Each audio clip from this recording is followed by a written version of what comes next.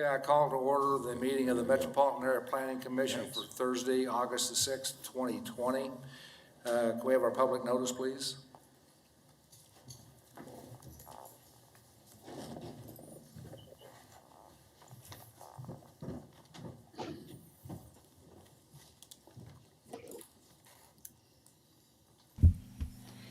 Before we begin the agenda, the Wichita-Sedgwick County Metropolitan Area Planning Commission and the Wichita-Sedgwick County Board of Zoning Appeals would like to take this opportunity to welcome everyone to this public hearing. For those at Century 2, copies of the agenda for today's meeting, the public hearing procedure and Planning Department staff reports on all agenda items are available in the lobby. The Planning Commission's and the BZA's bylaws limit the applicant on a zoning, subdivision, or variance application and his or her representative to a total of 10 minutes of speaking time at the start of the hearing on that item, plus up to 2 minutes at the conclusion of that hearing. All other persons wishing to speak on agenda items are limited to 3 minutes per person. However, if they feel that it is needed and justified, the chairman may extend these times by up to 2 minutes. All speakers are requested to state his or her name and address for the record when beginning to speak. When you are finished speaking, please share your name, address, and the case number on the sheet provided in the room or the GoToMeeting comments box. This will enable staff to notify you if there are any additional proceedings concerning that item. Please note that all written and visual materials you present to the Commission and the Board will be retained by the Secretary as part of the official record. If you are not speaking, but you wish to be notified about future proceedings on a particular case, please provide your contact information to the Planning Department. The Planning Commission and the Board are interested in hearing the views of all persons who wish to express themselves on the agenda items. However, we ask that all speakers please be as courteous and concise as possible and avoid long repetitions of facts or opinions which have already been stated. For your information, the Wichita City Council has adopted a policy for all city zoning items. A copy of this policy is available from the planning staff.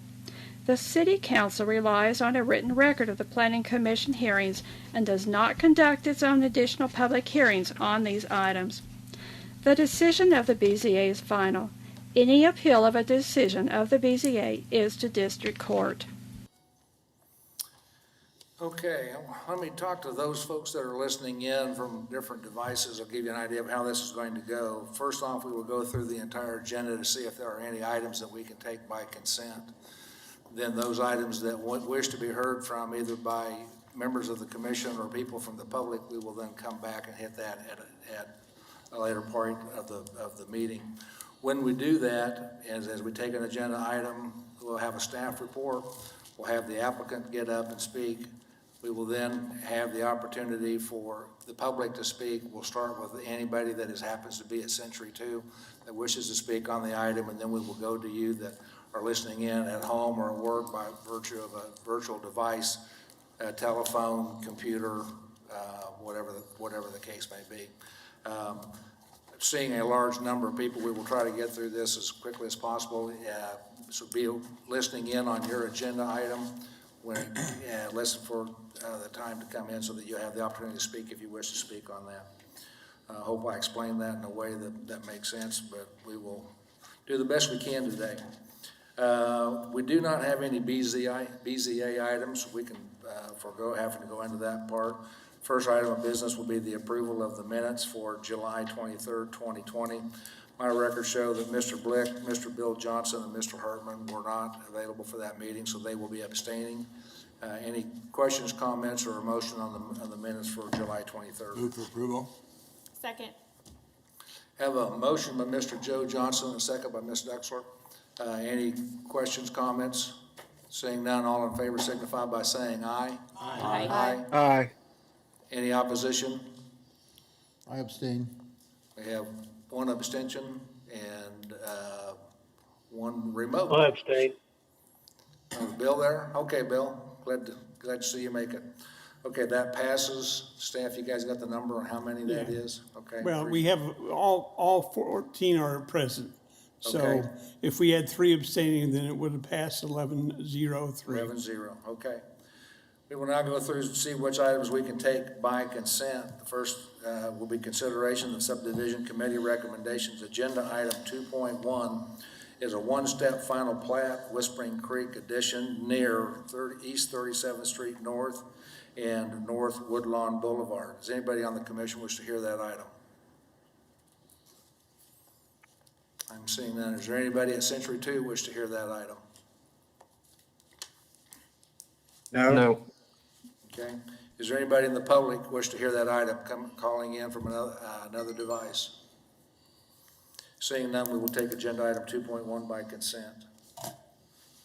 Agenda item 2.2 is a one-step final plat, Mel Hamilton 3rd, near West Kellogg Drive and South 119th Street West. Anybody on the commission wish to hear that item? Seeing none, anybody at Century 2 wish to hear that item? No. Okay, is there anybody listening in from another device wish to hear that item? Hearing none, we will take agenda item 2.2 by consent. Move to approve items 2.1 and 2.2. Second. Have a motion by Ms. Miles, a second by Mr. Hartman. All those in favor signify by saying aye. Aye. Aye. Opposed? Passes unanimously. Public hearing items, these will be vacation items. Agenda item 3.1 is a location of a platted utility easement near east. Mr. Chairman, Yes, this bill, yes, Mr. Johnson. 2.2, I had to abstain. 2.2 had to abstain, okay, correction to our vote on that. Agenda item 2.2 is an abstention from Mr. Bill Johnson. Also, I got to abstain from the item 3.1. Okay, Mr. Johnson will abstain from 3.1. Anybody on the commission wish to hear agenda item 3.1? Hearing none. Anybody at Century 2 wish to hear 3.1? No. Anybody listening in from another device wish to hear agenda item 3.1? We will take that item by consent.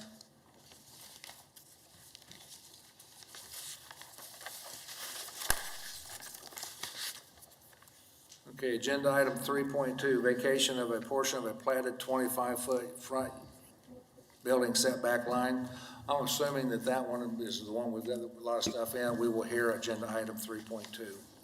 Agenda item 3.3, anybody on the commission wish to, that's a vacation of a platted 15-foot utility easement near East 21st Street North and North Greenwich Road, an address of 10606 East Glen Gate Circle.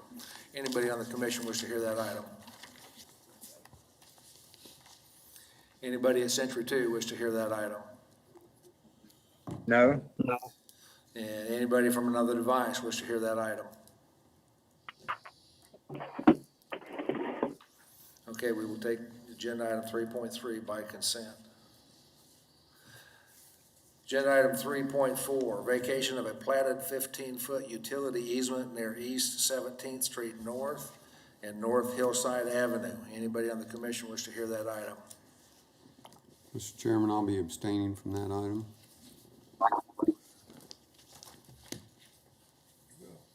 Okay. Anybody at Century 2 wish to hear that item? No. No. Anybody listening in from another device wish to hear that agenda item? Seeing none, we will take agenda item 3.4 by consent. Agenda item 3.5, vacation of a drainage and utility easement near Maple Street between Maple Lane and Arapahoe Drive. Anybody on the commission wish to hear that item?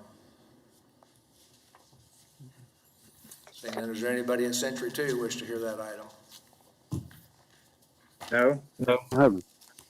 Anybody listening in No. wish to hear that item? We will take that by consent. I believe that we can take all of those together with the understanding that Mr. Bill Johnson will be abstaining from 3.1 and Mr. David Foster will be abstaining from 3.4. Yes, sir. Okay, is there a I'll make motion? that motion. We have a motion by Mr. Joe Johnson, I'll second that. second by Mr. Blick. I got his hand first out there.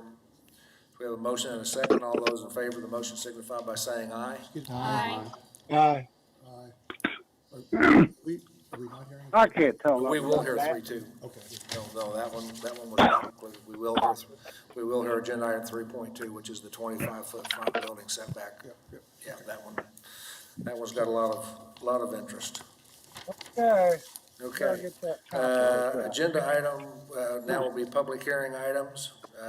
Agenda item 4.1, conditional use permit for a multifamily development near East Douglas Avenue and South Oliver at 217 South Fountain. We will hear that one because that one's got a recommendation for denial.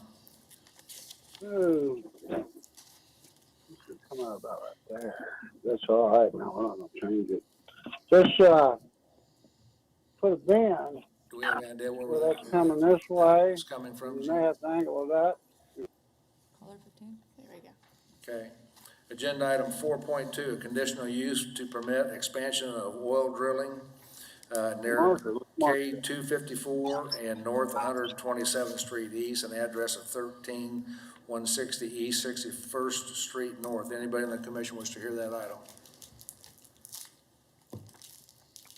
We will hear agenda item 4.2.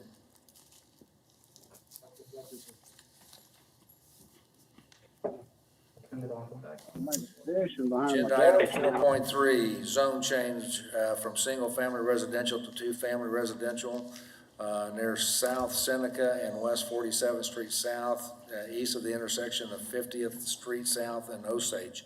Anybody on the commission wish to hear that item? We will hear that item.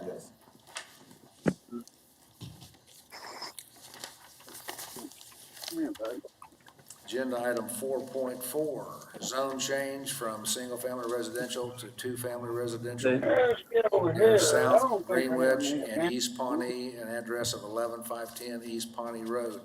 Anybody on the commission wish to hear that item? Yes. We will hear that item. Yes.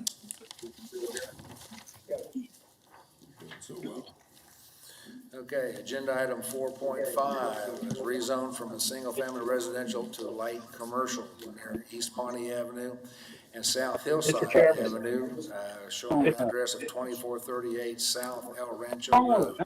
Anybody on the commission wish to hear that item? Mr. Chairman, I did have a staff question on the item. Excuse me, Yes? you actually have several people who are trying to reach you to say that we did want to hear the item 4.3 for the Yes. zoning Yes, at we've got Seneca. that. We will hear that. We've got that. Okay. Yeah. Mr. Chairman, Yes. Mr. this Johnson, bill, I need to abstain from item 4.5. 4.5, 4.5, Mr. Bill Johnson will abstain.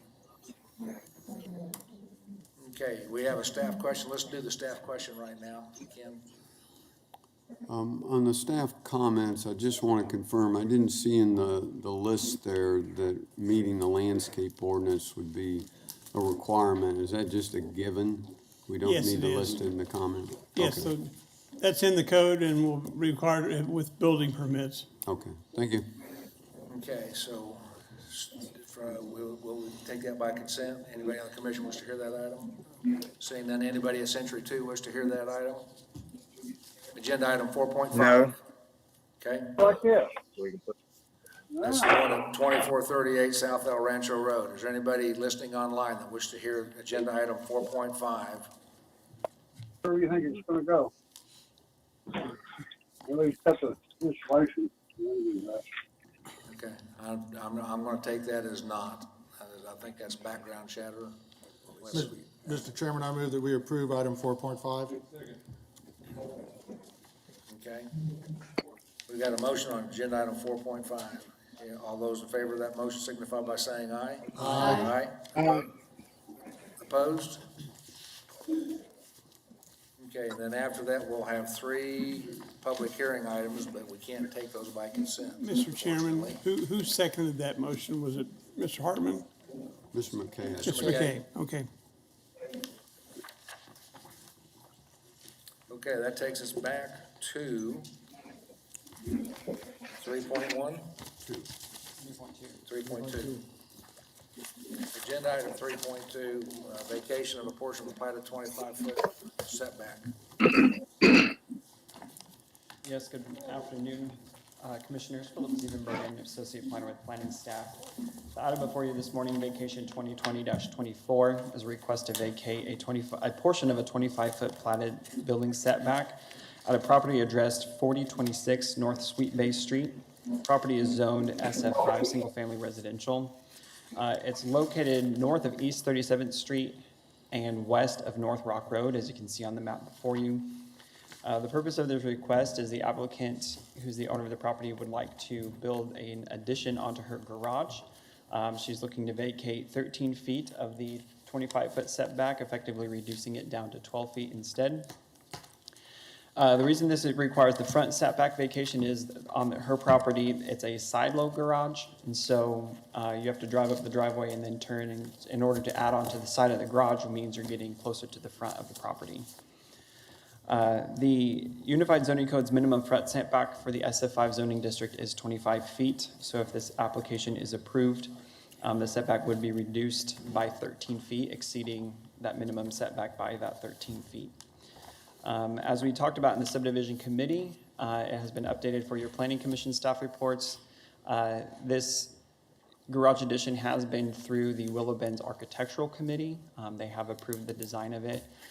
Understanding that anything related to HOAs are private contracts, we don't necessarily govern, what goes on with HOAs. It was just a piece of information that was submitted by the applicant for your consideration.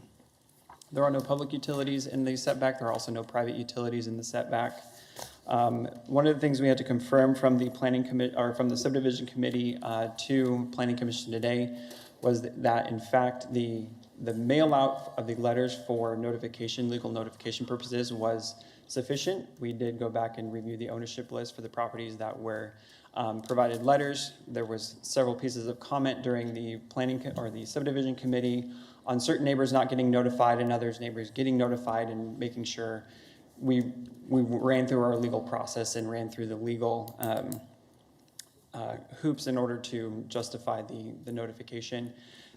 For your guys' information, the proper notification for front setbacks is everybody on the applicant side of the street within a city block, in addition to the properties directly across the street from them. In this case, properties directly across the street are two of them, since if you were to extend the property lines across the street, it would touch and bisect two additional properties. All of those properties were legally notified of this vacation application. That is why many of the properties on the west side of the street were not notified. You don't have to do all of the same properties on the west side of the street as you had to do on the east side of the street. Mr. Green. Just a point of clarification on that. When you say a city block, what is that? Do You can define the that. distance for that? Where we actually did it, and there's actually in the back page of, this was actually submitted by one of the residents, and I know she'll mention it, but on the back page of this paperclip packet you have, you can see here, basically if you look on the map in front of you, the individuals were notified from where the north cul-de-sac starts all the way down to the cul-de-sac at the end. A city block can also be defined as 300 feet. So. Defined as what? 300 feet. 300 feet, thank you. So that was determined to be in compliance with legal notification parameters. Let me get back here. One of the things that was added from the conditions for approval, and it is in your planning commission staff report, is that as part of the process of this vacation, the initial request was to reduce the entire setback for the entire frontage of the property. That has been revised to just include the area related to the building. I have already received an updated legal description from the agent for the applicant. So that will only be the setback in the area for the garage addition. In addition, one of the requirements for a condition of approval was that additional landscaping around the garage would be required. There's quite a bit of public comment anticipated on this. That's just the high-level staff report view. You're going to be hearing quite a bit of comment from citizens around. So with that, I can stand for any staff questions you might have. Before I go to staff questions, I need to disclose that I have had some ex parte communication. I've received voicemail, I've received phone calls, and I've received a number of emails. And although it's good information, it does not influence me to the point where I cannot, make a open decision based on what the hearings are today. I'm going to go first with a show of hands. Let me see those of the commissioners that have had similar contact phone calls. Okay, looks like everybody. Mr. Bill Johnson and Mr. Florence, did you receive information also? Okay. Yes, I did. And one note on that, Mr. Chair, if I could. Is there anybody that on the commission have a different feeling? Do they need to disclose anything additional over and above what we just disclosed? Okay, go ahead, Philip. On that note, at your desk, you have a paperclip packet of information. 99% of this you received via email from me earlier this week. The only additions to the packet is in the one titled Citizen Opposition. I did receive additional emails after I'd emailed you the packet. This is an updated version, so it has everything you did receive plus additional more towards the back for your consideration. That's just part of it. Any comments we receive, if they request that you guys to pass it on to you, we provide it to you guys either by email or written form, but I didn't want to email you every single time I got, and potentially may have received the same emails if they emailed you individually as well. But you have all of the information that I have received from citizens related to this case for your review and consideration. Okay, questions for Philip regarding his report?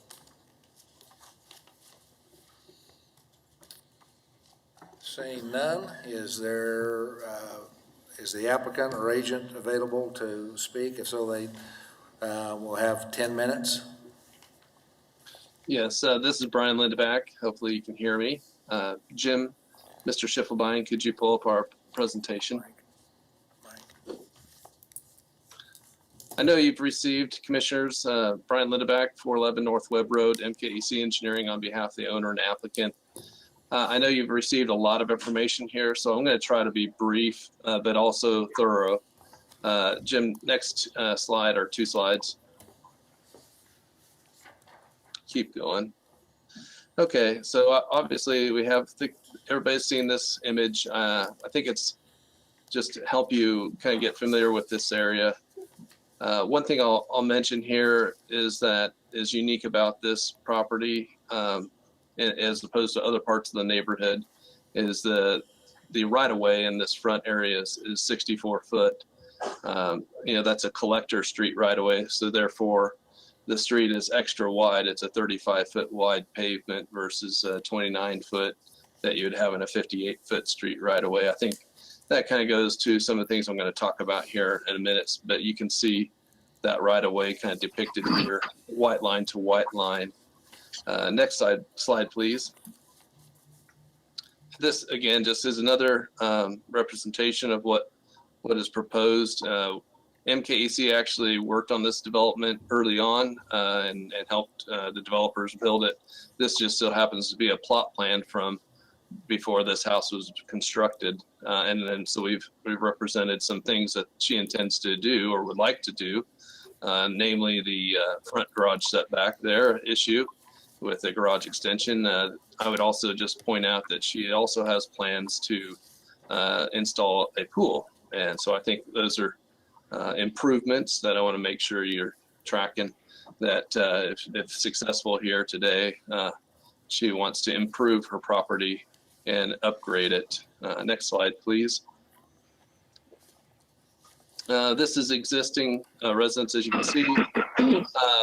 I posted this sign on the property. I know there was a lot of people concerned about notification.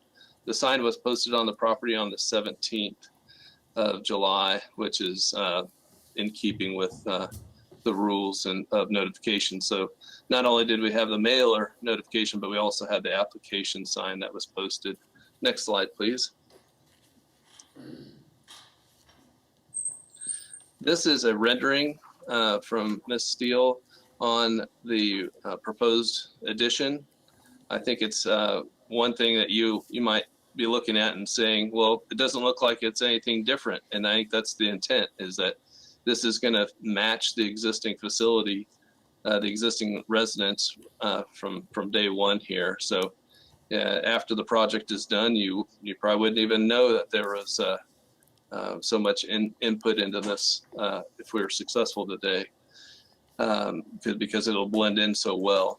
I know, commissioners, you've seen some of these cases in the recent past, and some of them we're dealing with carports. I think this is a much different situation than those. This is not a carport. We don't have an encroachment issue. This is all on our own property. I think that's really important to clarify and to note that these are improvements on her property without any issues as far as encroachments and things of that nature. Next slide, please. As you can, just a different view. This is looking kind of from the south, corner of the structure, proposed structure. Again, this is a rendering of what she intends to do. But I think it's just indicative of just the high quality and the high standard of a project that she's looking to do. Certainly, this is her own home. She doesn't intend to profit off of this. She intends to utilize this for her own benefit. Next slide, please. I think, with regard to there's going to be some comments that this is diminishing the neighborhood and hurting the property values. I see it quite the opposite. This is going to add, additional building square footage, which equals dollars, not only from a tax revenue standpoint, but from an appraisal standpoint. She's adding a garage, which brings more value. She's looking at bringing a new swimming pool and, again, more value to the neighborhood. Next slide, please. There was also some concerns about, this is going to block people's views. I think this is a really good view from the street looking north. As you can see, it's a very wide road. And this, extension of the garage is kind of highlighted in the green box there. So I think if you were to think about this, if people were parked along that street or if trees were in the way, that would do more of obstructing views than would this relatively, in my opinion, mundane garage extension. Next slide, please. So I think there's a lot of reasons for you to support this case on facts. And I think facts is the key word. We've got a lot of emotion built in here. So I know one issue that has been brought up is that this would set a precedent and that things would not be allowed to change in the future. This is not setting a precedent. It is not creating an event that has to be followed in the future. These are case-by-case issues, as you commissioners well know. This is a unique situation. It's a side-load garage. From the materials you saw in the packet, the actual dwelling portion of the house is set back some 47 feet. So many of the other houses have their dwelling further closer to the street than this property. And I don't believe the removal of these restrictions would detrimentally affect the neighbors. And in fact, I think it would enhance property values and increase the appeal of this neighborhood by having improvements to it, new improvements. The impacts of the proposed addition, again, increased property values, no traffic impacts. It's in keeping with the neighborhood aesthetics. It's more desirable for future buyers. And she's adding additional landscaping at the request of, helping make this a more palatable addition. She has lots of support from nearby neighbors. I'm sure there's lots that do not support this, but on our ownership list, we had 9 people notified. We have 7 letters of consent that we submitted prior to this going to subdivision. Again, HOA approval. We do have architectural committee approval. And I think very important is recommendation by professional staff. So I think with that, well, there's one more slide. I think they're at the very end here. This is just articulating what I was talking about, the right-of-way widths. The relevance of that is that there's a lot more front area between houses. So there's an additional 6 foot of pavement, and that again adds to the openness and airiness between the structures either side of the street. And if you want to go back to the previous slide, Mr. Schimmelbein, thank you. So I'll just leave it at this and stand for any questions. Any questions for the speaker? Mr. Hartman. Yeah, Brian, on the actual plat, it's too small, I can't actually see what the setbacks are showing, but does it show other lots that, say, a corner lot that has a setback, maybe of the front yard 25, but the side yard is 15? Yes, yes, I can point to that on the next slide, please. So Yeah. lot 13 and 12 right there, those have 15-foot side yard setbacks. So those houses could build a garage right up to the street, within 15 feet. And I mean, it's not likely, but they could also get an administrative adjustment to reduce those down to 12 without going through this hearing process. Of course, they have to go through their whole HOA approvals to do that. That's a whole separate set of approvals that has really nothing to do with this process, the whole HOA set. But it is good to know that you have HOA approval when bringing these matters before you. I know I opened it up to questions, but I would just add that I think this owner has gone to far lengths, more lengths than many of us would probably do to achieve this. She's walked the street. She's gone through all the proper steps here. She's done proper notification. So I commend her for going the extra mile of generating a rendering of what her property is going to look like. Just help people see what this is going to look like. It oftentimes with these sort of things, it's the fear of the unknown, and I think she's done a really good job of helping people understand what is going to be known here. Mr. Hartman, did that answer your question? Yeah, one more. I mean, I think, Brian, you've probably done a lot of higher-end residential developments that have similar situations where you have 15-foot side yard setbacks and have been approved without any problems, haven't you? Yes, in fact, a lot of our developments these days, we've been doing a lot of 20-foot front yard setback, which is a reduction from the standard 25-foot zone setback. I know many of you commissioners have seen those cases come before you. I think it's good to maintain a setback off the street, especially when you have a sidewalk involved, so that you don't have, don't encourage people from blocking the sidewalk. This, of course, does not have a sidewalk involved, and I think is a really nice addition to the neighborhood. Mr. Foster? Mr. Lindenback, I'm like Mr. Hartman, a little trouble seeing, but does lot 9 also have that 15-foot setback along Sweet Bay there? I don't believe so. I think they've extended that setback across the front, the entire frontage there. Okay, thank you. Mr. Green? Yes, Mr. Lindenback, I thank you for your presentation, and I also appreciate the fact that you brought to light the fact that HOA has requirements and architectural committee requirements have no bearing on our decision-making today. I will add, though, that I know the applicant, at least from what I've read, she is on the architectural design committee, and she did recuse herself, or she did not vote on the passage of her request for the architectural piece of this.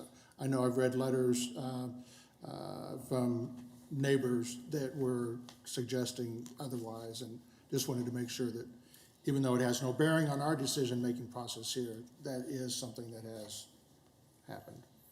Other questions Yeah. from staff? Can I respond to Mr. Green there? Okay, Mr. Chairman, Yeah. just a second. go ahead, Go Brian. ahead, Uh, go Mr. ahead, Brian. Okay. Yeah, Mr. Green, I'd just like to add that I don't know if very many people have been a part of a homeowners association.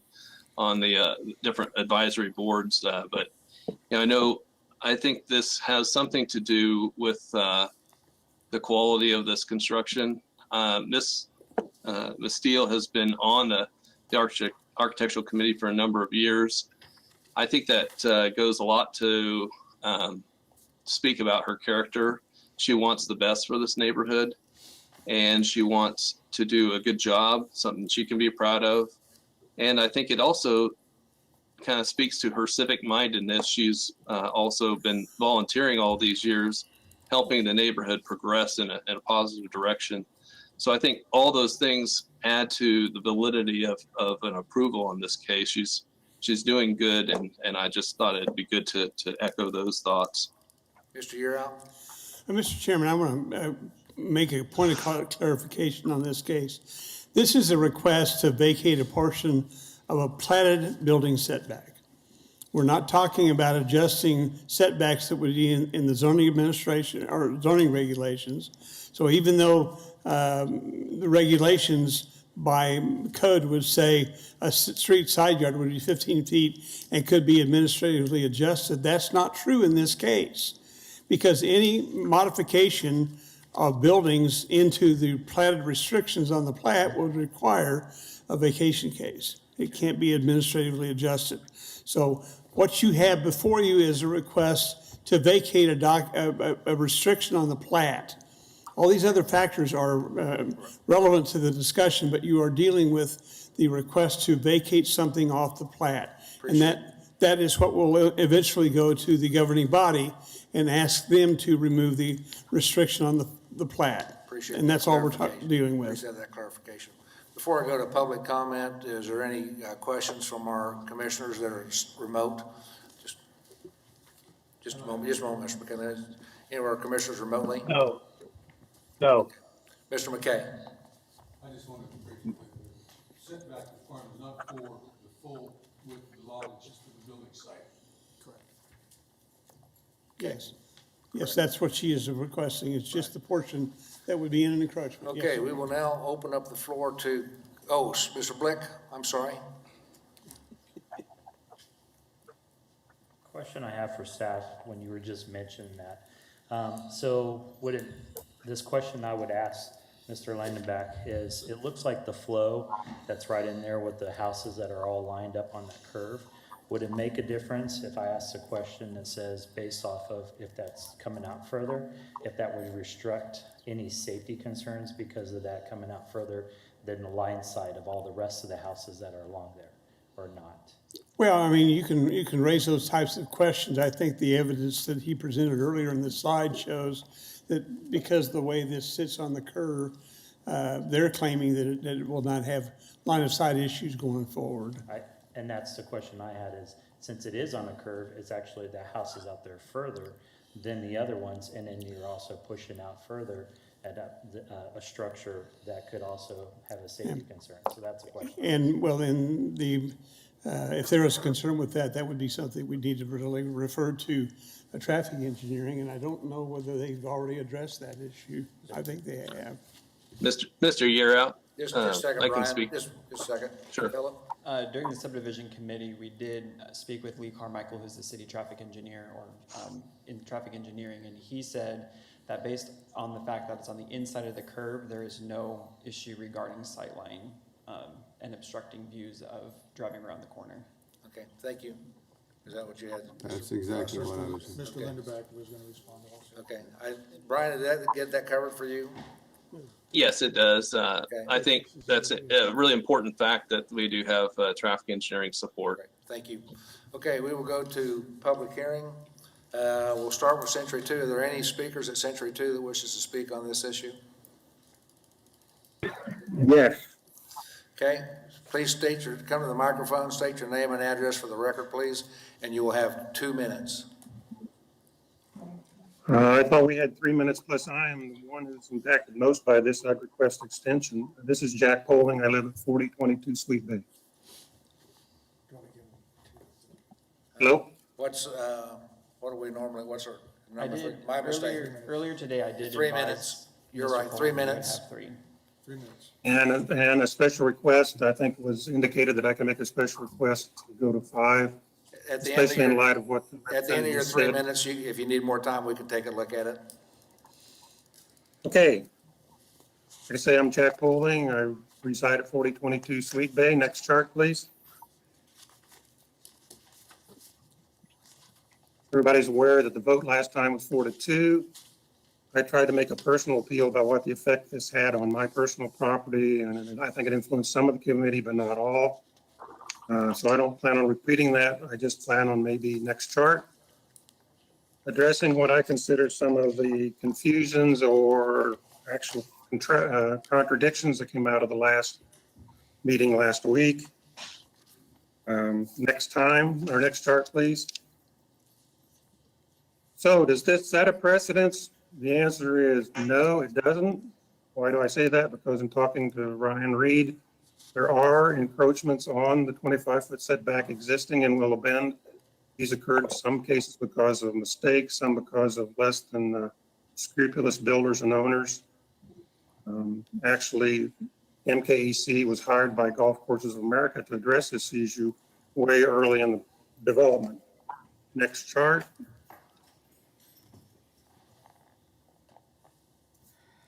So does it set a precedence? The answer, I just said no, but the answer is also yes. As it states in the staff report, there have been no relocations of front setbacks on property within the Willow Bend 3rd edition. So it does set a precedent. I included that next statement because it was mentioned by the staff that there was an approval by the AOC and ACC, and I'd like to address that later. Next chart, please. Last week, we had the review of this item, and Mr. Haldeman, who lives on the other side of the applicant, said that he and his wife had no problem with the extension. I'd like to go to the next chart because I'll probably agree with his assessment. In the middle there, you'll see the setback hatched in red, and in the dark, you can see the proposed garage. My house is to the right. Mr. Haldeman's house is to the left. You can see that his view of the garage is probably about 3 times further away than mine. So, I don't necessarily agree with what he said. Well, I guess I can't disagree with what he said there. Next chart. Next chart, please. What I will disagree with is that his contention, oops, back one, please.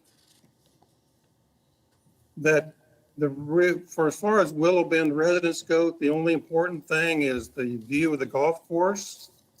That really, he had a small window in front of his house, and so it probably didn't mean a whole lot to him about what goes on in the front.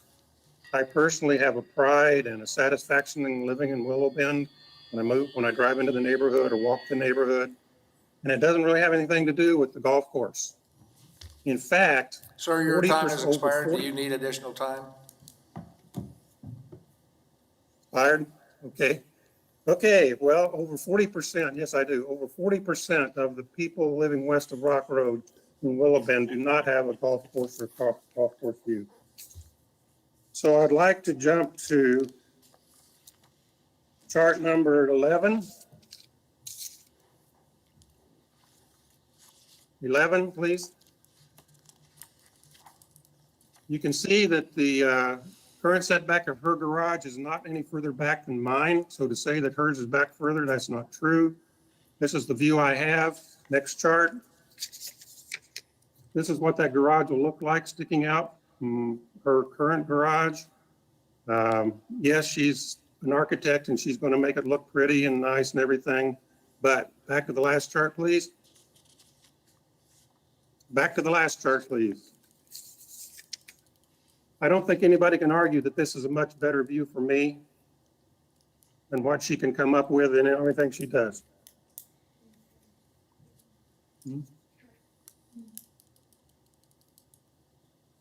I need to skip to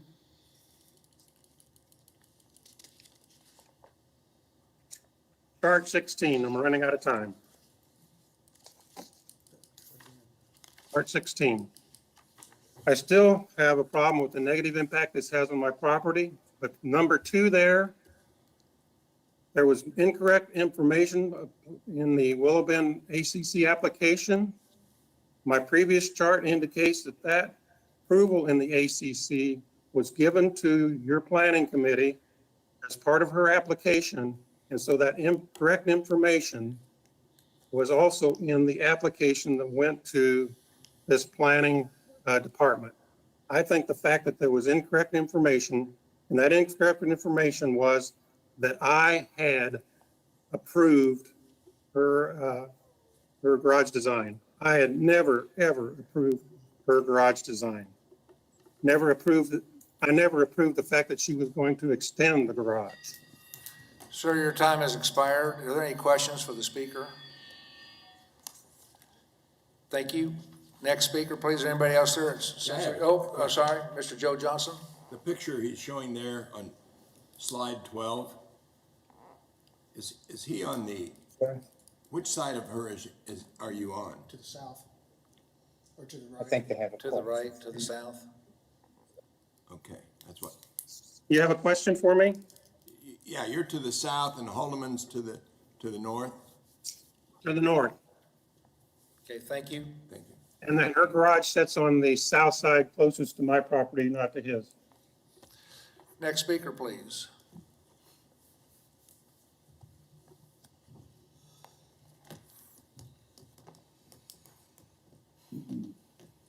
State your name and address for the record, and you have 3 minutes. Good afternoon. My name is David Babish, and I live at 4431 Ironwood Street. And I'm speaking in opposition to the application. I moved to Willow Bend in 1996. And since that time, applicants have filed to build office warehouses 45 foot tall adjoining Willow Bend. Instead, it was negotiated down to zoning TF3 and it's residential. Further, applicant Tires Plus filed to build a store next to Willow Bend residents. That petition was withdrawn and the area is still vacant property. On the other hand, I recall the resident at 8510 Mulberry seeking vacation of part of a utility easement and Willow Bend common area. The vacation was granted and part of the Willow Bend Homeowners Association was sold to the applicant so she could add a third garage, including a tile roof, which was tastefully done, and it was approved by the immediate neighbors. It was not a side load garage, so it did not affect any sight. This applicant does affect sight lines and is not approved by some adjoining neighbors. Only a three-person architectural control committee, not the Willow Bend Homeowners Board, not the Willow Bend Homeowners Association. A three-person architectural control committee, of which the applicant is a member, approved the application, which is, of course, still governed by city easements and setbacks. Our city councilman, Becky Tuttle, speaks of quality in place. If you want a place, you look at the neighborhood. Is it close to shopping? Is it close to church? Check it out and see if it's not in a flood zone. Check the zoning on any vacant lot, and then the price, the resale value, etc. So when these neighbors have equality in place, and I live on the east side of Rock Road, but it still affects Willow Bend. And it's a precedent that I would ask you to empathize a little bit. I know I do. What if my neighbors on either side wanted to move their house or their garage 13 feet further out? Think about that. I don't think you'd approve it. So I ask you to deny the approval and let her build a swimming pool because it's totally within code. It's totally within the setbacks and everything else. The garage isn't, and I think it should stay the way it is. Thank you. Any questions for the speaker? Seeing none, thank you. Next speaker, please.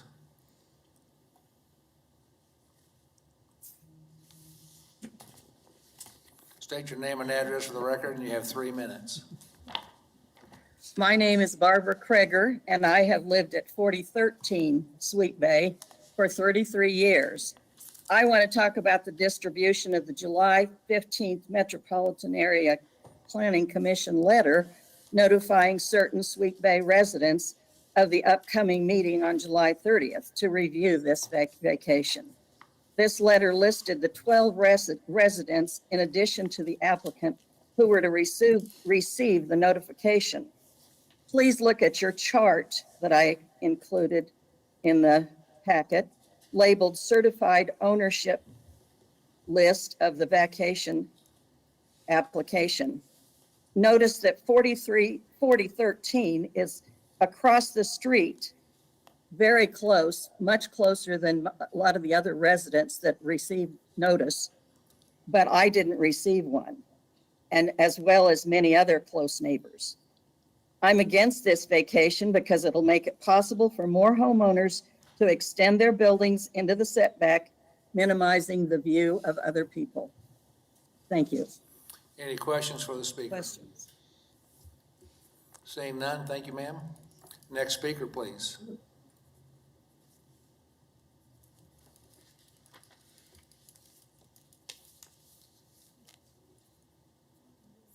There's no one else in 101B.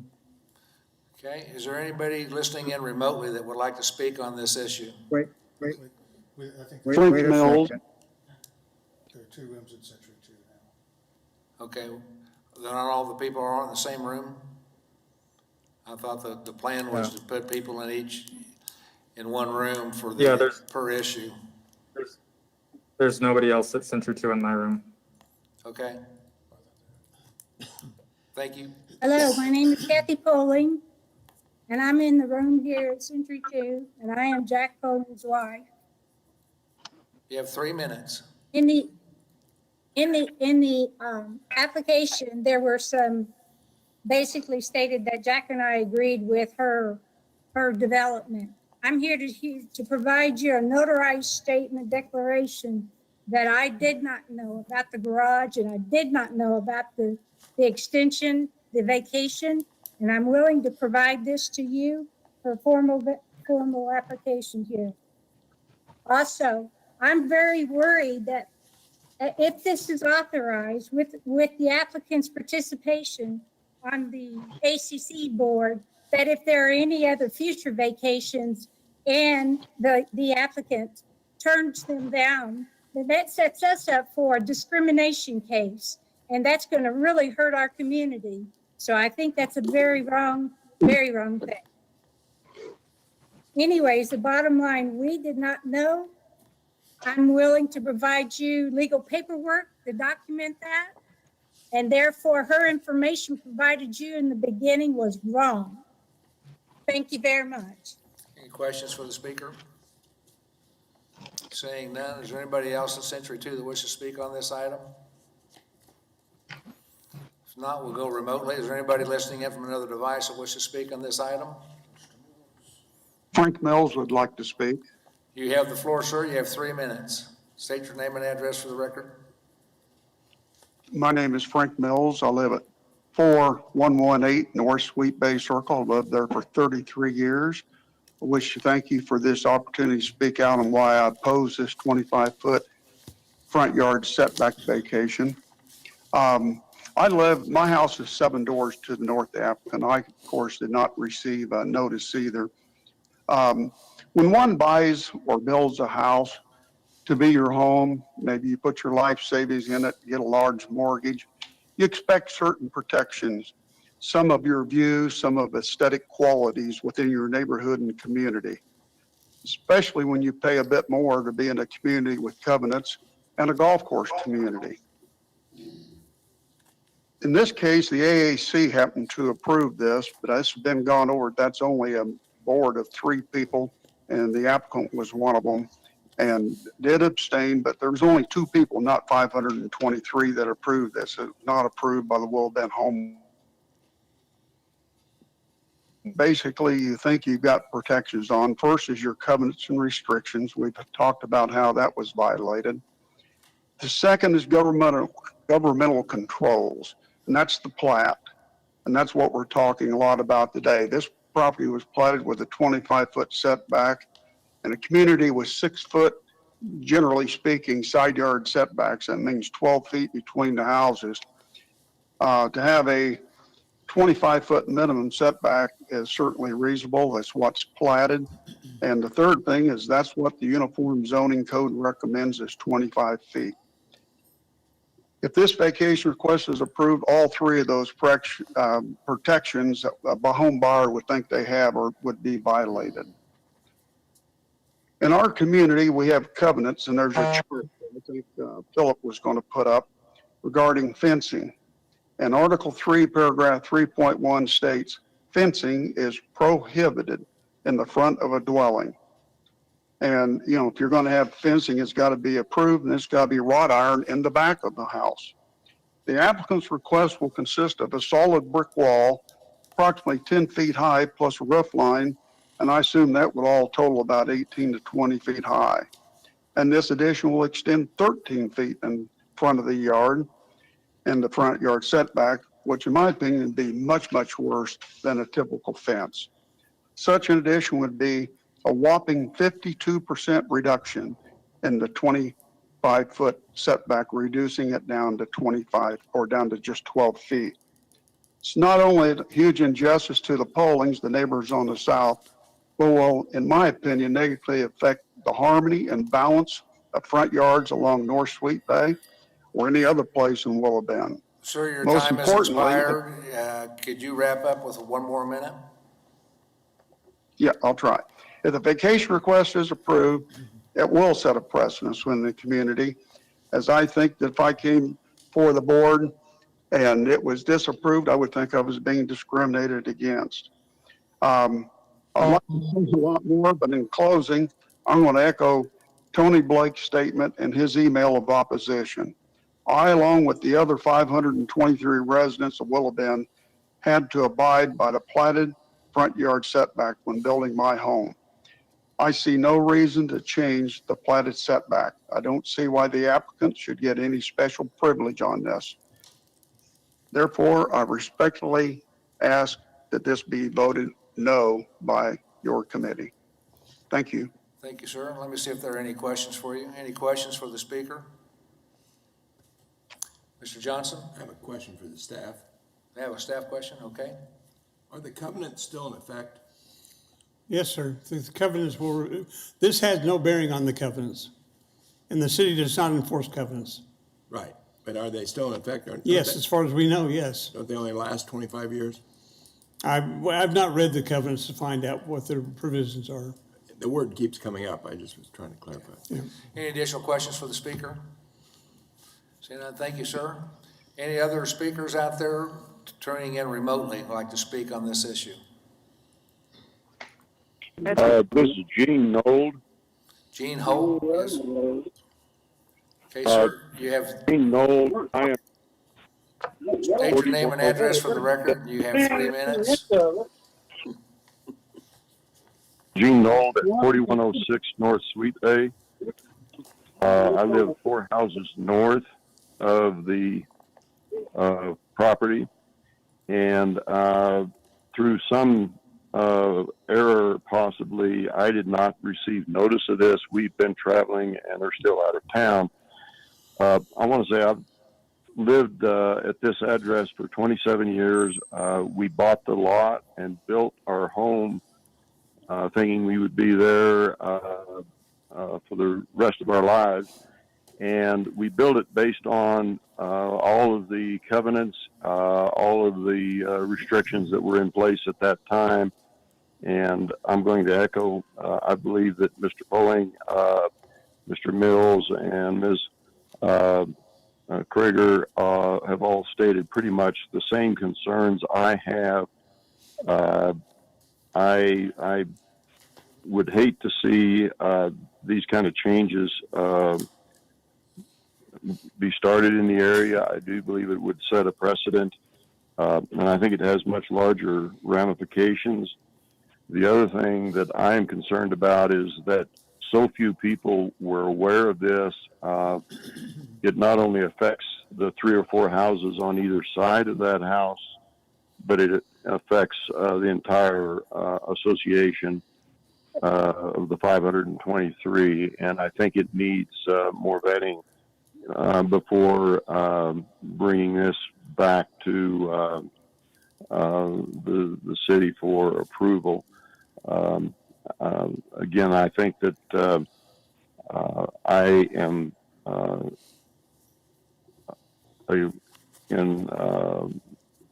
against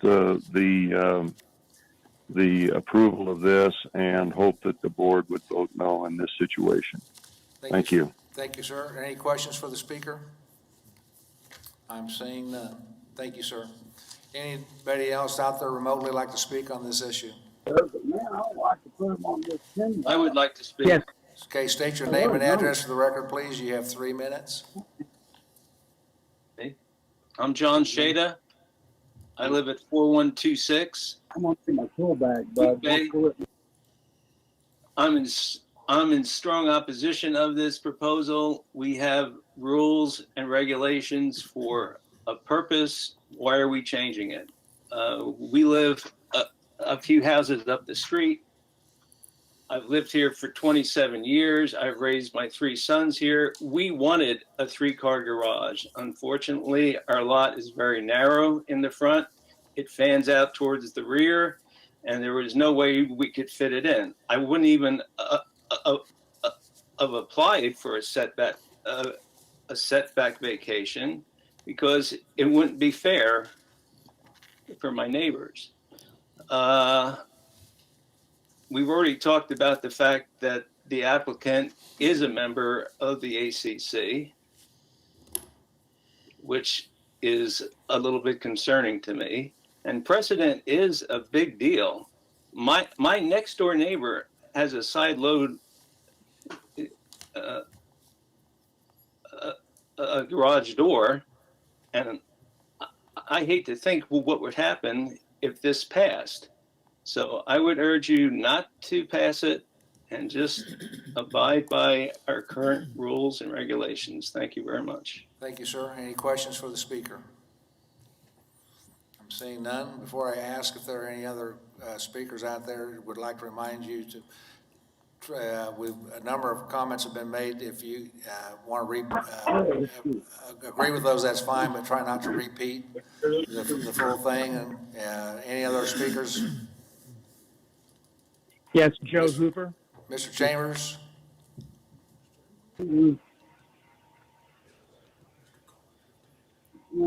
Joe Hoover.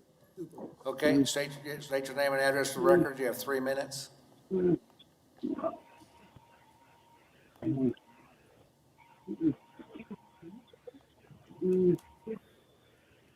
This is Joe Hoover, Okay, go ahead. 4122.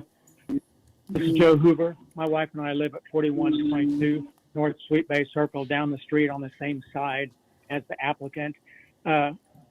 I also agree this is setting a precedent because this is the first time, even though other people have built out in the setback, this is the first time somebody has come and been legally allowed to build within that setback. And if 2 people, say down the road, 5, 10, 15 years, two people on opposite sides of the street decide to do this and build within 13 or build 13 feet out in the setback, you will narrow that street view by 26 feet. I don't think this should be allowed to, they should be allowed to build this garage within 13 feet, because I think down the road it'll definitely hurt our neighborhood because more and more people will be applying for this, and I'm not sure how they can be turned down by MAPC. So I think down the road it will hurt our property values, and many of us are here for life and count on being here 10, 15, 20, 25 years more. Thank you. I appreciate it. Thank you. Any questions for the speaker? Seeing none. Next speaker, please. My name is Gerald Norwood. I reside at 4114 North Sweet Bay Circle with my wife. Oh, I just dropped. We have been a residence here for a newcomer, 13 years, and joined what we committed to a community which allows us to be able to have common things with each of our residents And because we weren't notified and had an opportunity to see how it would impact us today in the future, as well as others, I am opposed to this advancement for this particular property at 4026 North Sweet Bay Circle. Any questions for the speaker? Seeing none, thank you, sir. Appreciate your comments. Next speaker, please. This is Linda Yeagle. You try to get a number 10 wire back there, it ain't gonna fucking work. State your name and address for the record. 15 amp circuit, 14 wire would be fine. Okay, I'm having a hard time understanding you, sir. 14 standard. 12 standard would be better. Okay. Next speaker, please. Put a clip on here. Can anybody make that out? Am I the only one that can't hear or understand? He's trying to get his headphones in. Trying to get his headphones in, okay? We'll give him another moment, try to. Oh, there's 2 plastic boxes. One of them's got those spades that in that box. I'm not. Both of them don't have it. One of them. There's one to get to, I think. Okay. Legal, can we move on? Yeah. Okay, next speaker, please. This is Linda Yeagle. Go I ahead, live go at ahead, you have 3 minutes. 4009 Sweet Bay, which is across the street and 2 doors south of the applicant. I was not notified by the city about this application. If my neighbor, who lives at 4118 Sweet Bay Circle, had not gone door to door in the neighborhood to inform us about the application, I would not have known about it. I disagree with this vacation for all the reasons presented by Jack Poling and the other neighbors who are in opposition of this vacation request. Thank you. Thank you, ma'am. Any questions for the speaker? Seeing none, next speaker, please. Delvin Holderman. State your name and address for the record. You have 3 minutes. Okay, this is Delvin Holderman. I am at 4030 North Sweet Bay. I am the resident directly north of the applicant. And as I have stated in the past, we are in favor of her request. I want the commissioners just to think about following the facts of the case that she has presented to you. I know there's been a lot of emotion on this, and that is very unfortunate. And I'm sure that the commissioners have seen this happen in neighborhoods before, and I sympathize with how you make your decisions. But just like I have sent information before, you have it in front of you. My wife and I are both in favor, and just wish that this request is approved. Thank you. Thank you, sir. Any questions for the speaker? Seeing none, next speaker, please. One of the next one. State your name and address for the record, and you have 3 minutes. Okay, hearing none. Going once. Test it, man. Going twice. Well, it is, and 12 stranded. That ain't gonna work, man. I'm just telling you the truth. I've never heard no watch it, man. Going 3 times. I'm sorry, I just can't make that out. If there's nobody else out there that wishes to speak on this item, we'll go back to the applicant, the agent, and you have 2 minutes for rebuttal.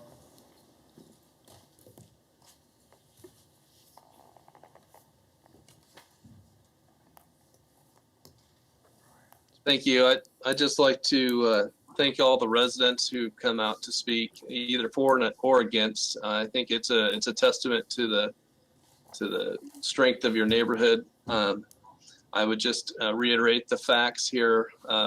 She is making a tremendous improvement to this neighborhood by adding more property value to her residents.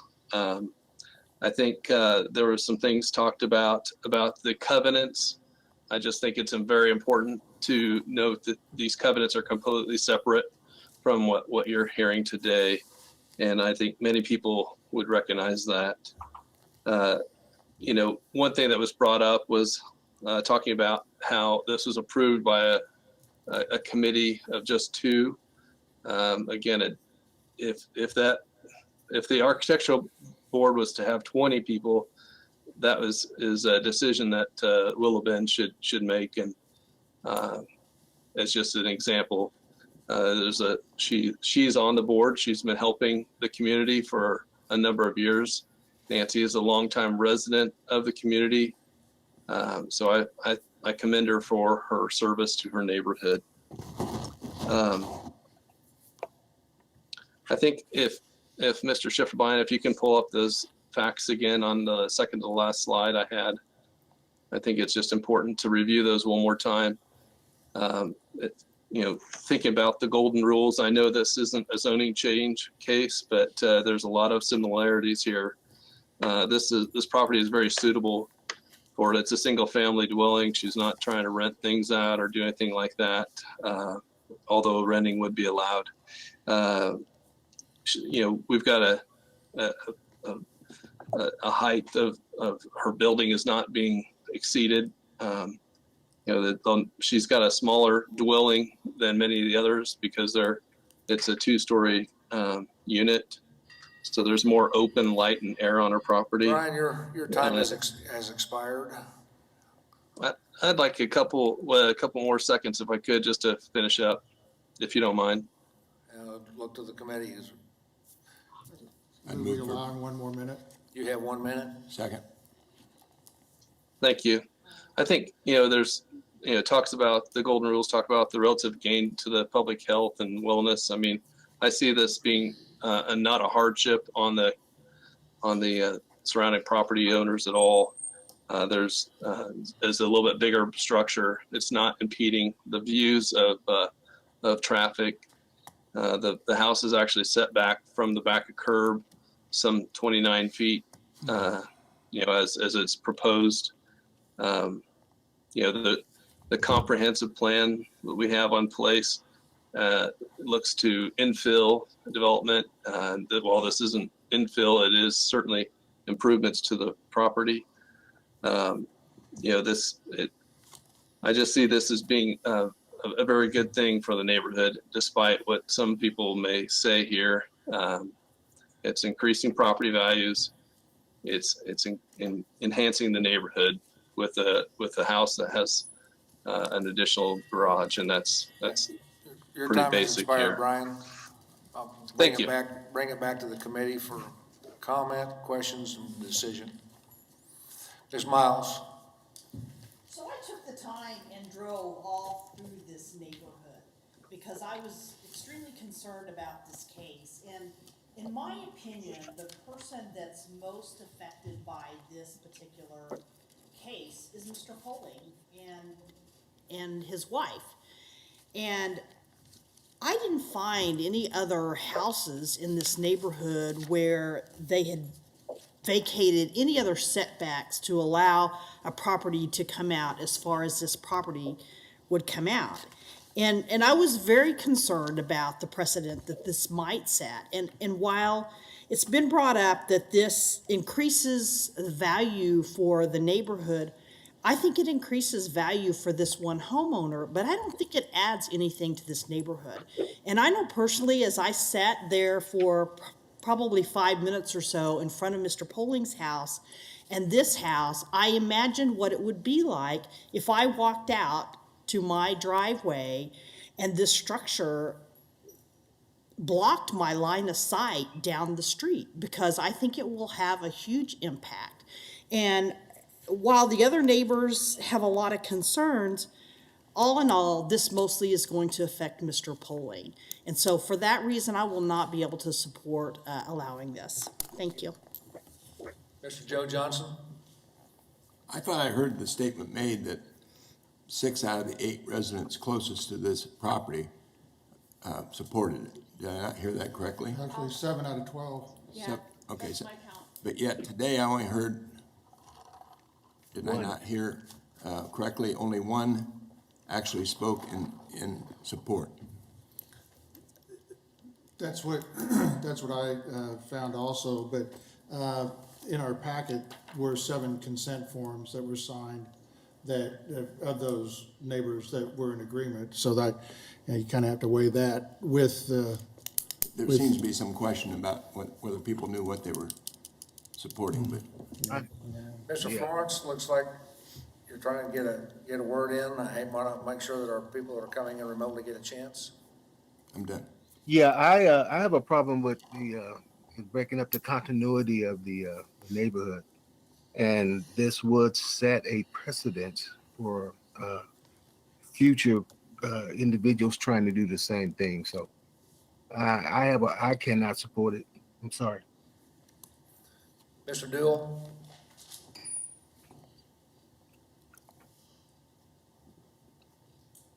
There's been several people that have talked and referred to precedents on this. It's my understanding that there's no legal application of precedents, that future applications of this nature would come before this committee and we would consider the current laws and regulations as well as input on that particular application.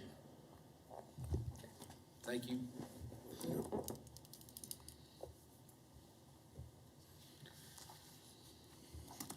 Anybody else wish to speak on the issue? Is there a motion, Mr. Hartman? I'd just like to point out that I agree with the applicant. I think it's going to increase the value of this house, which in turn, if you do comps on a neighborhood when you're selling your house, it's obviously going to have to increase the value of the homes around it. It's a side load garage. I don't see the 15 feet as being a big deal. I think we've got 15 feet setbacks across just about every plat that's been approved by this committee. And I'm going to vote for approval, and I'll make a motion to approve this, subject to staff comments. We have a motion to approve subject to staff comments. Is there a second? Yeah, Mr. Chairman, I concur with Mr. Hartman's comments here. I'm encouraged when I see that of the 12 notified neighbors that have the most, that will be affected the most by this zoning change, or setback change, excuse me, that 7 of the 12 are in support of that. I heartily second his motion for approval. We have a motion and a second. Further questions or discussion on the motion? Saying none, we'll do a roll call vote. Do we have that ability, Mr. Yearow? Commissioner Warren? Yes. Mr. Green? Aye. Mr. McKay? Aye. Ms. Gross? Aye. Ms. Steckler?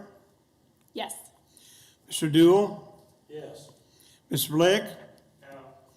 Mr. Nix? Yes. Mr. Foster? Yay. Bill Johnson? Yes. Joe Johnson? No. Ms. Miles? No. Ms. Hartman? Yes. Mr. Hartman, sorry. Mr. Florence? I'm here too. Mr. Florence? I'll go with his previous. Yeah, give him a no. I counted 10-4. Okay. Pass. Did we get Bill Johnson? Yeah. We Yes. did? Okay. Okay, that motion passes 10-4. Next item, please.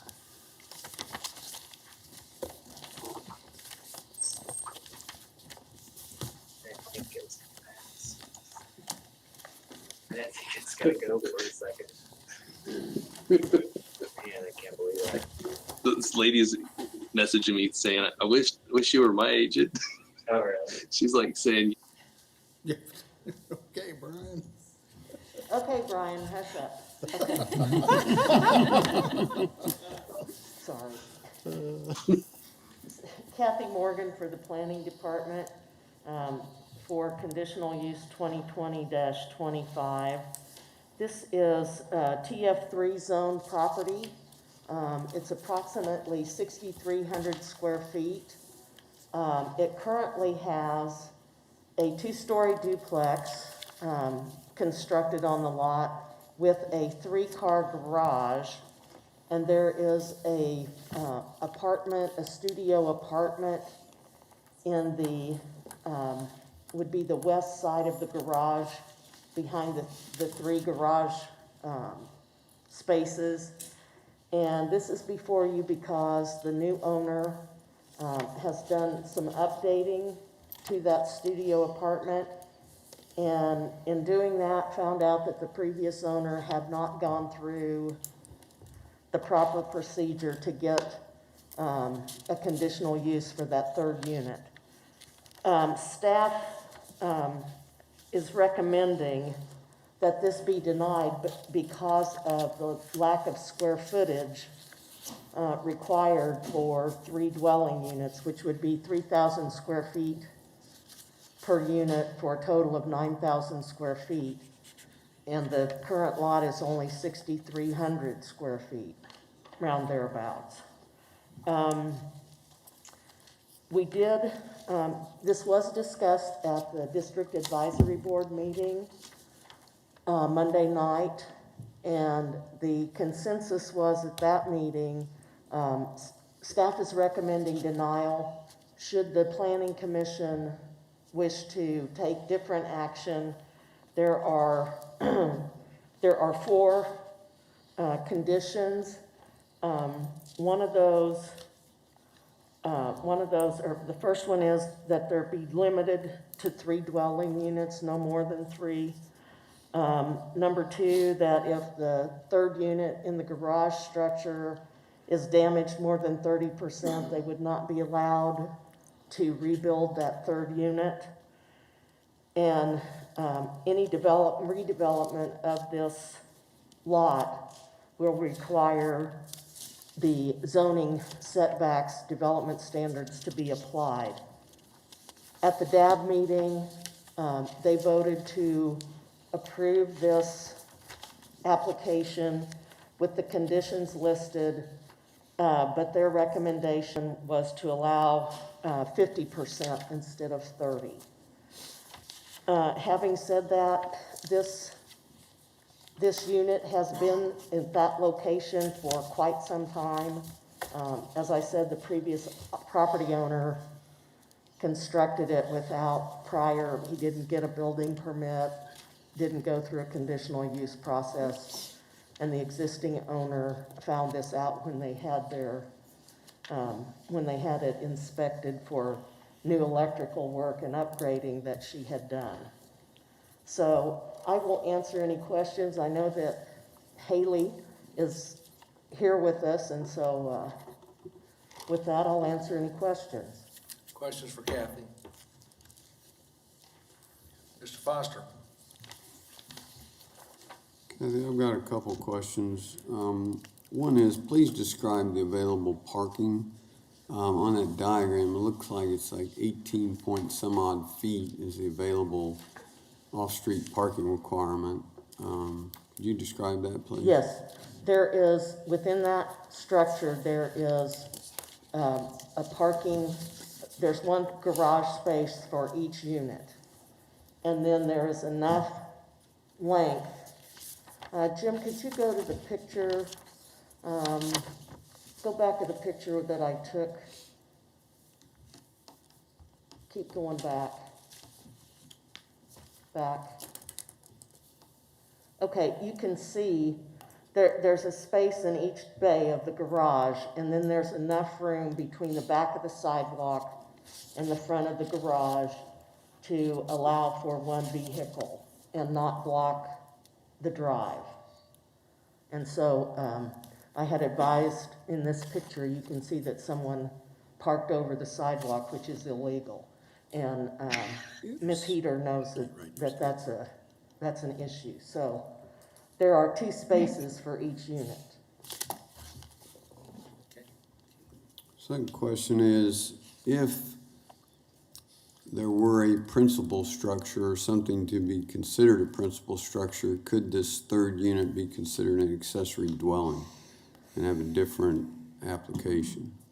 Not in TF3 zoning, there's not an Since it's rental accommodation property. for an accessory structure. Okay, thank you. Okay, seeing no more questions? Just Mr. Green? Yeah. Could you show the aerial of this again?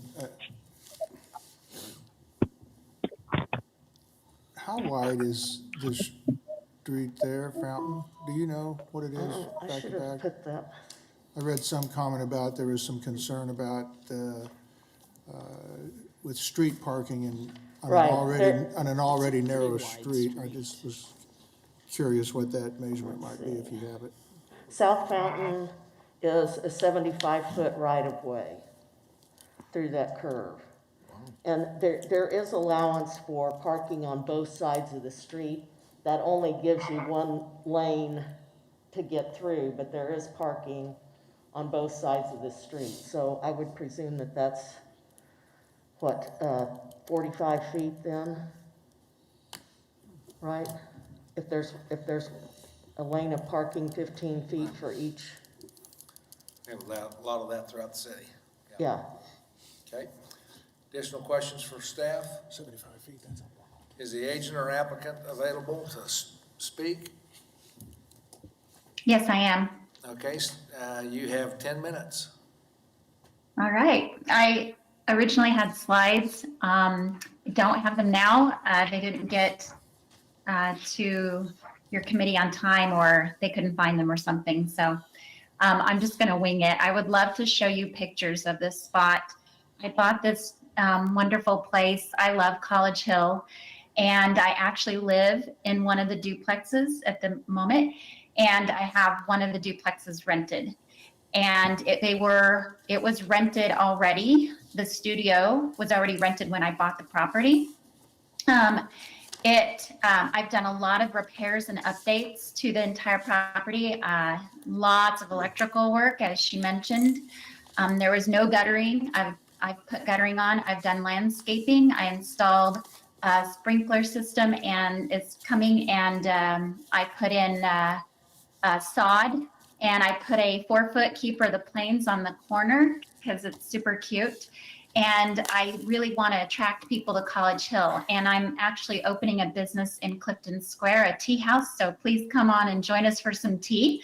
And I get to walk to my tea house in the mornings to go to work. So it was pretty run down. I've improved the value quite a bit. And this little studio actually is very artistic. It's a unique property. I like that about the area. It has a floor-to-ceiling tile keeper of the plains on the wall. So, I'm an art advocate. I have unique Wichita art in my home. And I think that it definitely brings value to College Hill. And having a smaller unit for somebody to live in College Hill affords them the opportunity to enjoy the business areas, the new restaurants, the new shops opening up. And it's just a fabulous place to rent.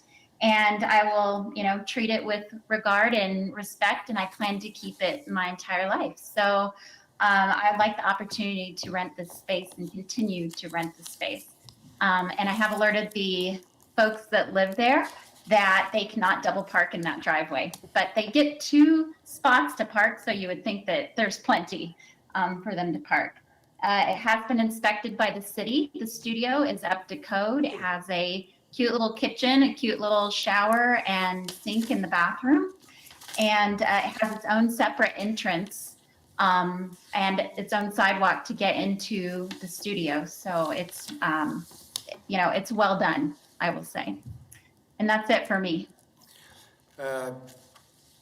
Ms. Heather, should we approve this, in our report, staff's got 4 conditions that would need to be taken care of. Have you read that? Are you in agreement with those? Yes, I was in the DAB meeting, and I do agree to abide by those, and I think they were very reasonable. Okay.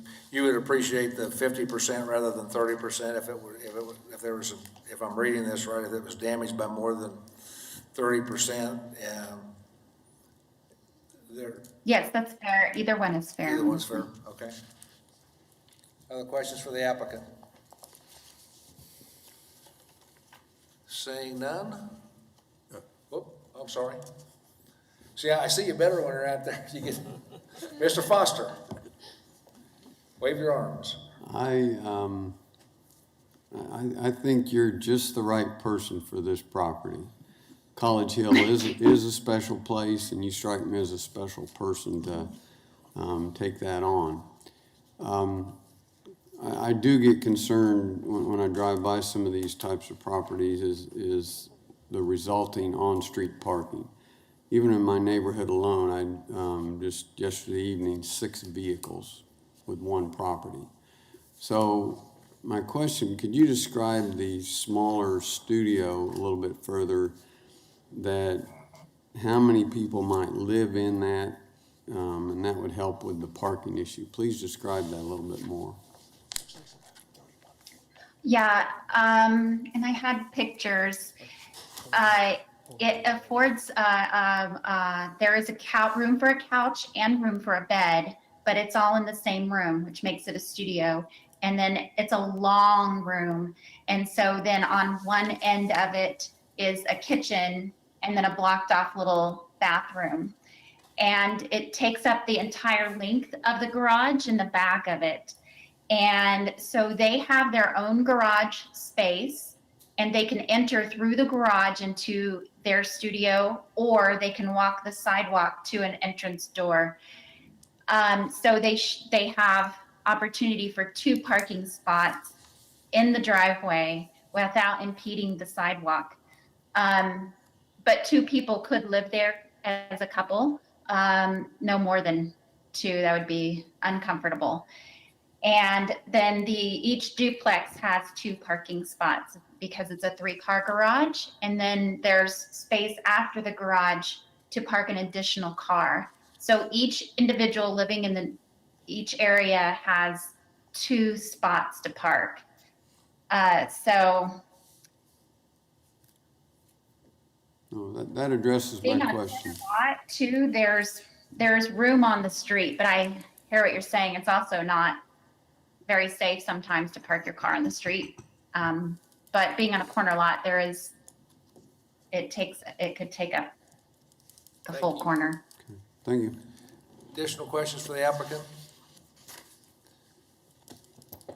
Seeing none, we'll ask if there's anybody at Century 2 that wishes to speak on this item.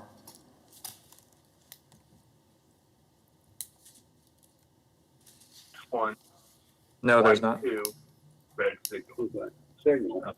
That would be that one right there, wouldn't it? Yeah, it's like you. 1, Okay. 2, signal. What's that say? Okay. Ground? I'm not hearing anything. Signal for ground. Okay. Okay, we'll take that as a no. Is there anybody listening in from another device that would like to speak on this item? You gotta put that through the hole. Okay, taking that as a no. Bring it back to the committee. I just have a real quick comment, and then I think I'll support a motion. My biggest concerns of the review of this was certainly the parking, but also I can see, in situations like this, and certainly with the zoning, that there would be a concern of parsing up this property. So I'm really pleased to hear that our owner is living on the property. I think that makes a huge difference for that. And I also just feel like this is exactly a places for people sort of situation where we have somebody that's living in the neighborhood, doing business in the neighborhood, making it more walkable, giving more options for people to live in this more mature neighborhood. And so I would like to make a motion to go ahead and support and approve this item. Second. We have a motion, Mr. McKay. Are we doing it with the 30% or 50%? Yes, thank you. I will, with the 50% condition. With the 50%? We have a motion, is there a second? I'll second that. Ms. Miles seconded that. Ms. Miles? Ms. Miles did. Okay, I'm sorry, I didn't hear that. I'll speak up next time. Motion by Ms. Duxler, Second by Ms. Miles. Additional comments or questions? Seeing none, those in favor signify by saying aye. Aye. Aye. Opposed? Aye. Okay, that was an aye, Bill? I think that was Florence. Yes. Yeah, no, Bill came in late. It was late. Yeah, so it passes unanimously. Okay, I think we're ready for agenda item 4.2, conditional use to permit expansion of oil drilling. Okay. If I may, I will do this from here. Well, I can go up there. You can do it from there.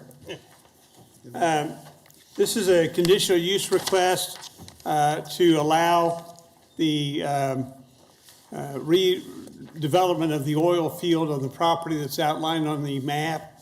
There are two major landowners, AGV Corporation, which owns the 80 acres immediately to the east of 127th Street north of K254.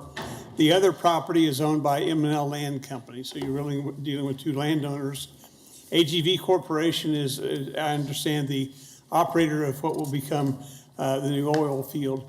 There are oil wells on this property. There's been approvals for individual wells that we've had in the past on this property. In fact, those are the little boxes you can see there on the south end of that map. This is a request to allow, according to the information the applicant has provided, the ability to go back in and re-drill and reestablish 6 new wells. Some may be reworking of existing wells, others will be new locations, but they're simply going back into the field under new technology and to operations to reestablish and try to produce more oil from the field in this area. Part of the background information they provided also talks about the history of this area. There has been oil production in this general region north of Greenwich. In fact, it's kind of known as the Greenwich Field, really for about 100 years. It goes back to about 1918, 1919, when it was first put into production. So there is nothing new that's happening here other than they will be reworking in the field. The current zoning regulations of the county require them to obtain this conditional use permit so that as they develop and if they put wells in production and need utility drops and other things of that nature under the MAPCD, they'll have the zoning approval to be able to do that. That's also why the previous zoning actions were taken on the property.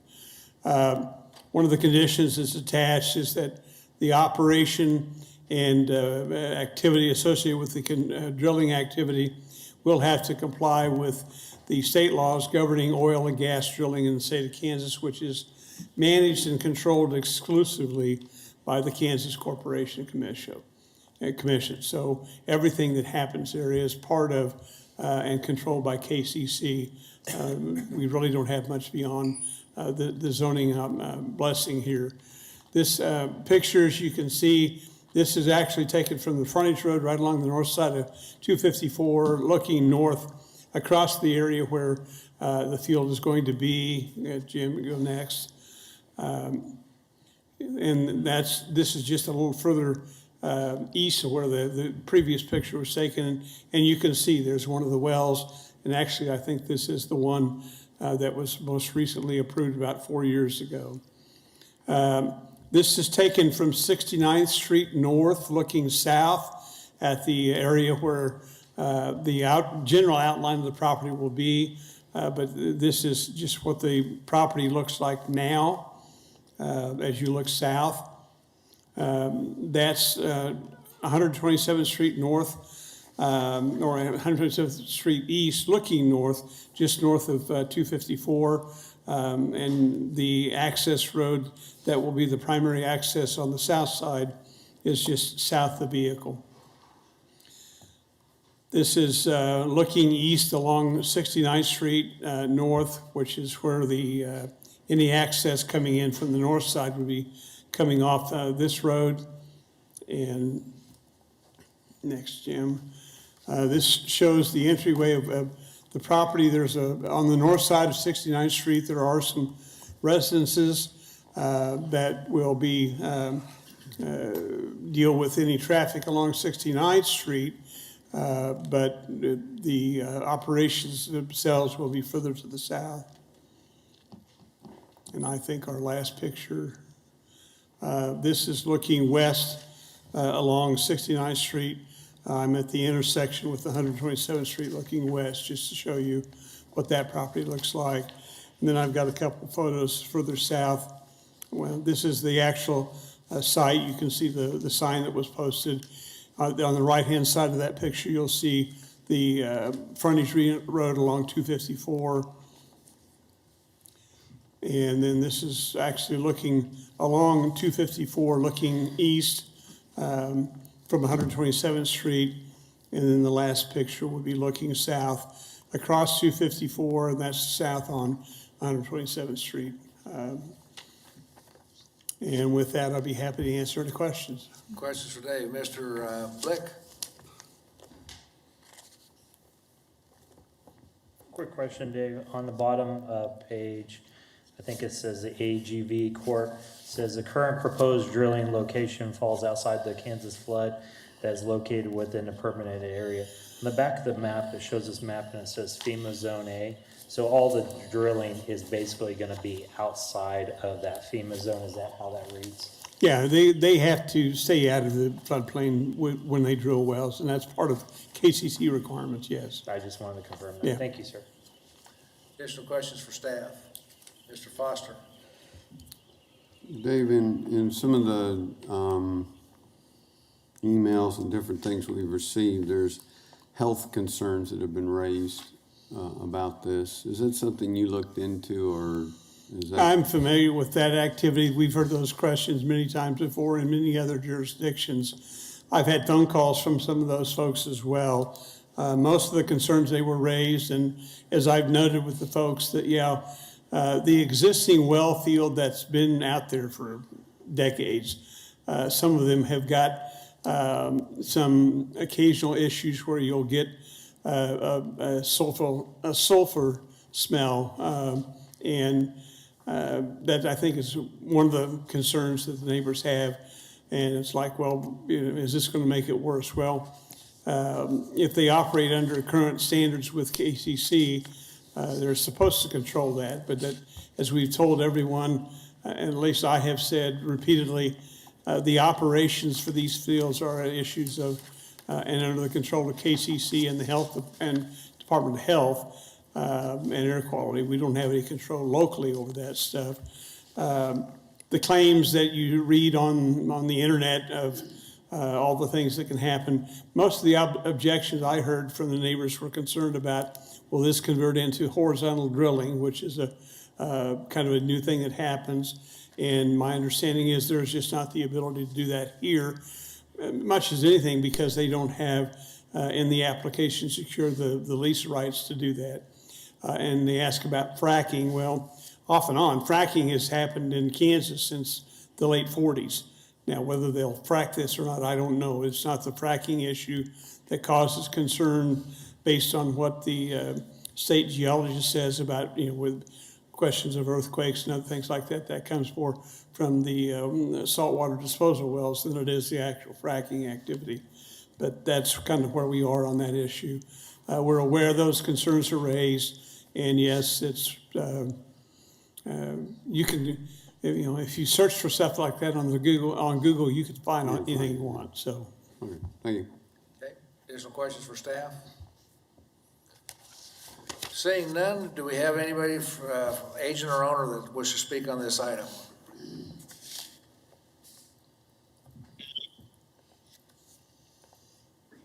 and I don't know if they're here. They're aware of this. Have anybody from AGV Corporation or M&L Land Company?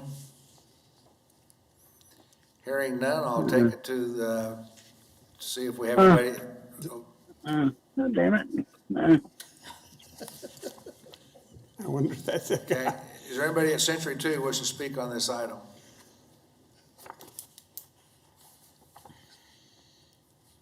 No one at Century 2. Nobody at Century 2. Is there anybody else listening in from another device wish to speak on this item? Yes, this is Rusty Cryer. I live at 6265 North 143rd.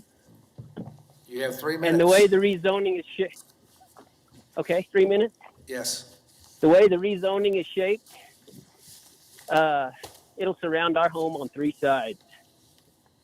On the prevailing wind side, on the south for the 9 months out of the year, prevailing wind side on the north for the winter months of the year. And it's my understanding that the oil wells near 127th Street off of 254 are operated by ABG as well.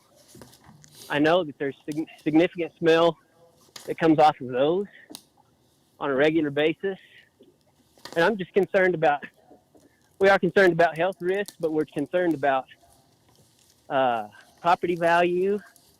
We're also concerned about not wanting to, we didn't relocate out there so we could smell an oil well. So I just strongly can urge the planning committee to not go through with this. I think it has significant negative impact on us. Thank you. Okay, thank you. Let me see if there's any questions for you. Any questions for the speaker? Seeing none, thank you, sir.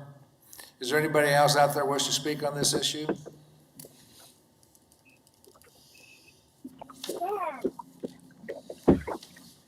Well, come on, Scotty. I'll bring it back to the committee. I did have a question for the Okay. speaker. Yes, Jamie, my name is Stephen Banks with the Metropolitan Area Planning Department. Sir. Here you had a question. What was that case number again? Okay, that's Steve Banks. Yeah. Is that on this case? Or is he talking? Battle tied. My question for the speaker was, Go ahead. were the oil wells there when you moved there? Mr. Cryer. Does it have Baby, turn on. Cryer was the speaker. Mr. Cryer, are you still out there? Yes, sir, I am. Do we have a question for you? Can you Go ahead, Mr. Johnson. Okay, I didn't. Were the existing oil wells there when you moved there? There were old existing oil wells to the west. Yes, sir. Okay, thank you. Thank you. Is there anybody else out there listening in that would like to speak on this issue? Hearing none, I'll bring it back to the committee. Make a motion to approve subject to staff comments. We have a motion by Mr. McKay. Is there a second? Second by Mr. Blick. Additional comments? Mr. Foster. I don't know that I'm comfortable moving ahead with this without the applicant. You know, this is an important decision. I've got a couple questions for the applicant. One would be is, are they going to be flaring off the gas that's going to be a result of this? And would that be a constant visual effect? And also what's the issue? I noticed we've got some information about disposal, but I want to understand if it's saltwater disposal. I'll just make a motion that we defer this until our next meeting, until we can hear from the applicant. Second. Okay, and as a motion to defer, I'll look to our attorney. Is that a substitute motion? Yes. It is a substitute. We have a substitute motion to defer. Questions or comments on the substitute motion? Okay, let's do a roll call vote on the substitute. Okay. Mr. Yura, do you have any knowledge of the questions or the concern that Mr. Foster had with that? With your discussions with There the are not applicant? any existing wells out in there that flare off gas, and historically, that doesn't happen at the drilling site. Flaring off gas normally operates for refinery facilities and things of that nature.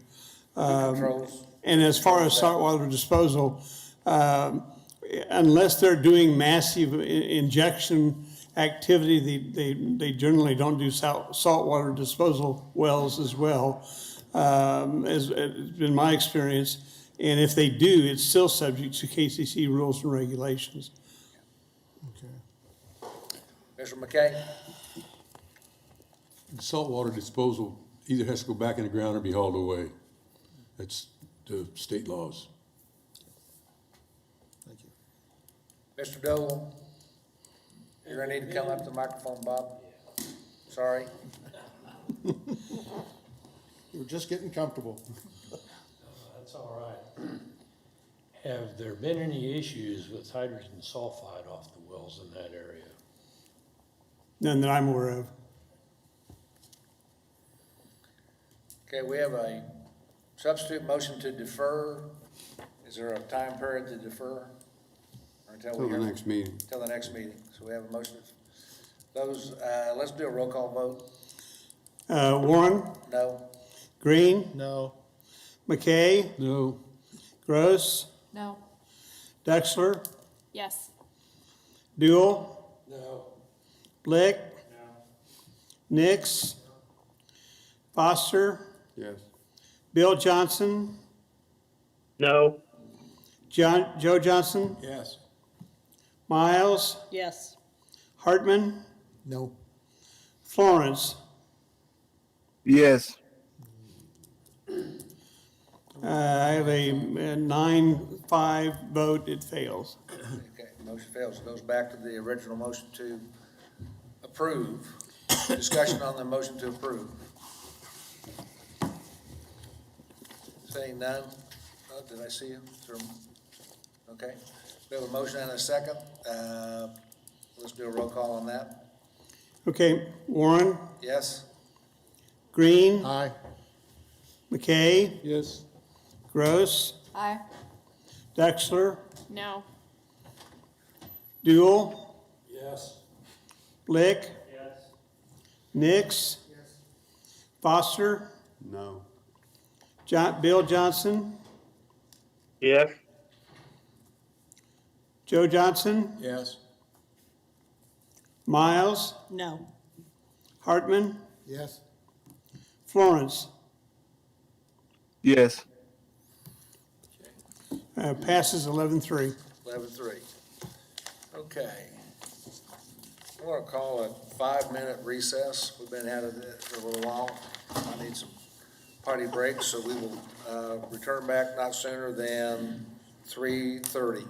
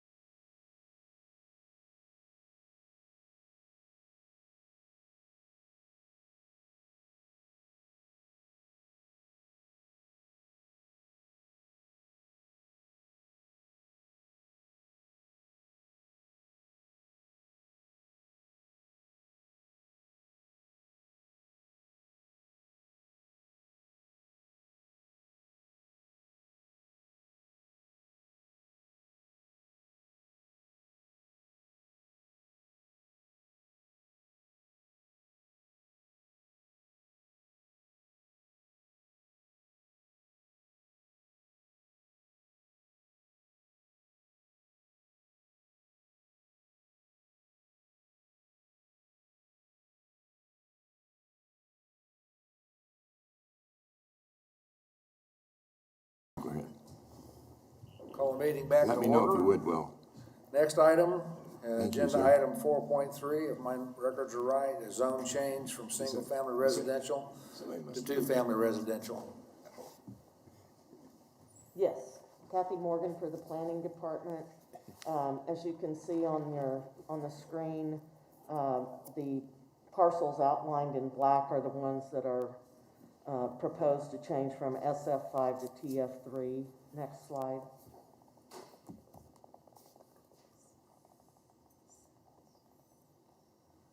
Go ahead to the next slide. Most of these are undeveloped.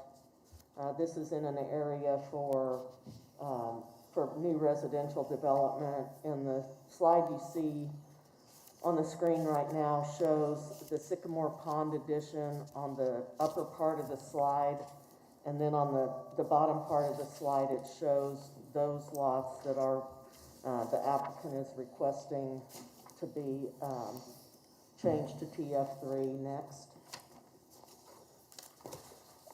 This, as I said, these lots are unimproved.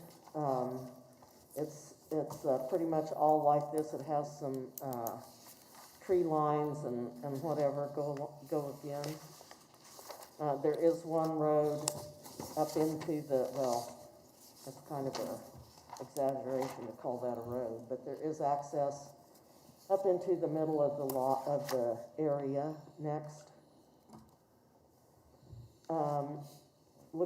This is looking toward the northwest, and as you can see, there's a cul-de-sac at the end of the arrow, and there are a couple of houses built in there. Next. And this is at that cul-de-sac, and there's a vacant lot between this house and the one which would be on the left. Next. So you can see the shrubs, trees, so forth. Next. And this is looking west along the south line of the lots there. Next. Oh, good, that's it. So this is, we have been receiving requests for subdivisions to divide up some of their SF5 and make it TF3. And as you can see, the TF3 lots would be to the back of the subdivision, and it's up against, on the east side, it's up against limited industrial. There's a railroad right-of-way there.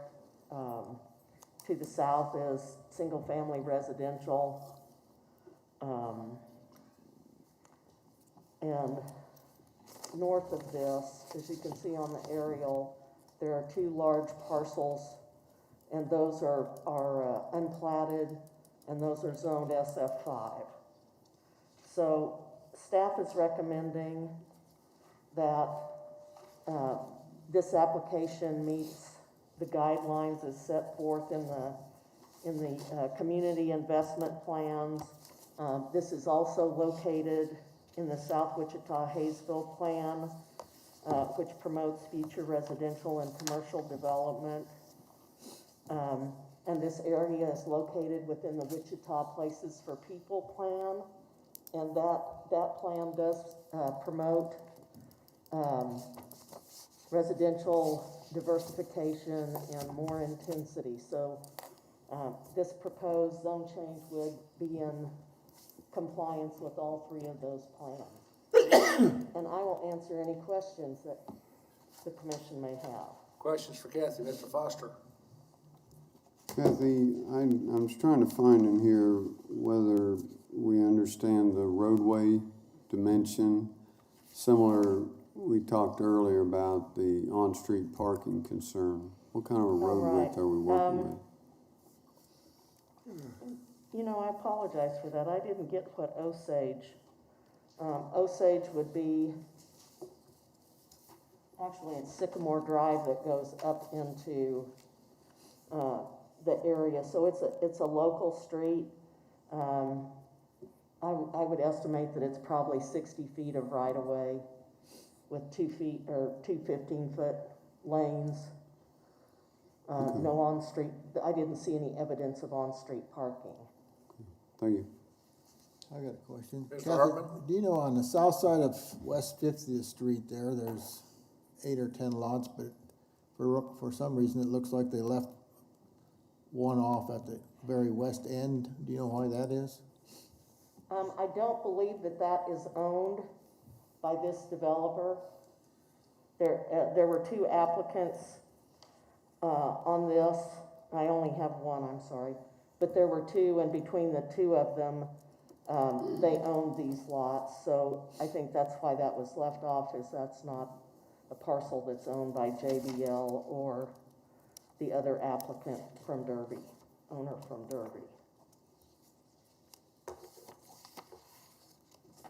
Okay, additional questions? Saying none, we'll go to the agent or applicant. Is there anybody from JBL Incorporated online that would like to speak on this issue? Yeah, this is Levi Bond with Caw Valley Engineering. Can you guys hear me all right? We can hear you fine. Okay, Levi Bond, Caw Valley Engineering, agent for the applicant. Address is 200 North Emporia, Suite 100. Just to quickly answer those questions that came up from the commission, it is 58-foot right away for 50th Street, and then I think it's the same for Sycamore. And then that one corner lot is already, it already has a single family home on it.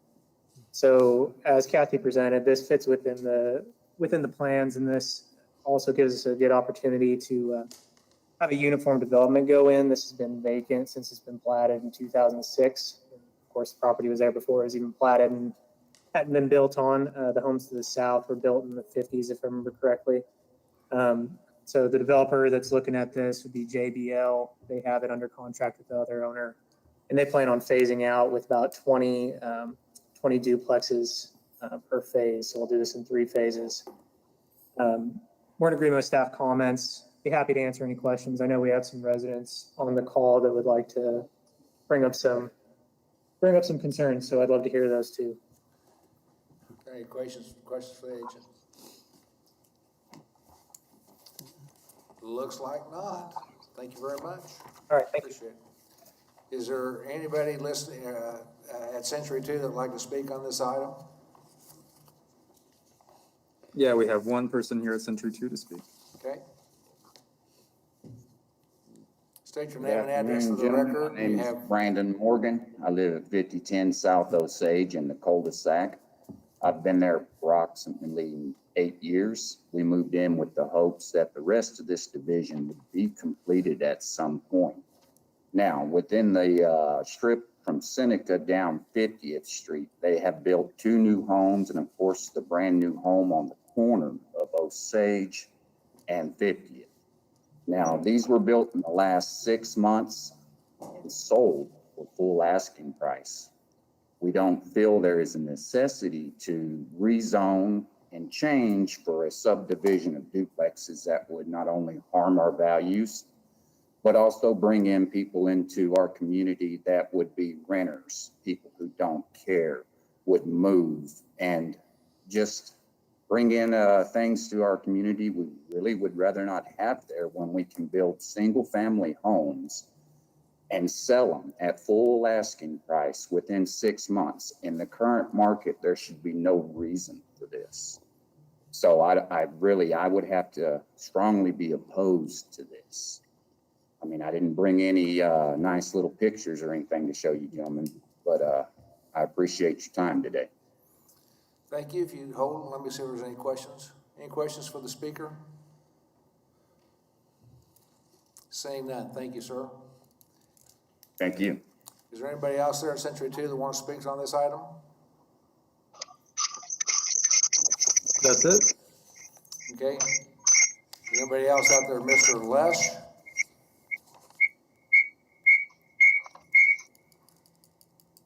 Is there a Mr. Lesh? What kind of technical help can we give them? It's the aliens. Okay. Looks like we've got Mr. and Mrs. Fletcher. Is that correct? Yes. Yes, it is. Okay, state your name and address for the record, and you have 3 minutes. We are Craig and Vanessa Fletcher. We live at 821 West 50th Street. We bought the brand new build on the corner of Osage there. And we just kind of want to talk about our concerns to having the new duplexes put in the area. So I'm going to let my husband speak for a moment.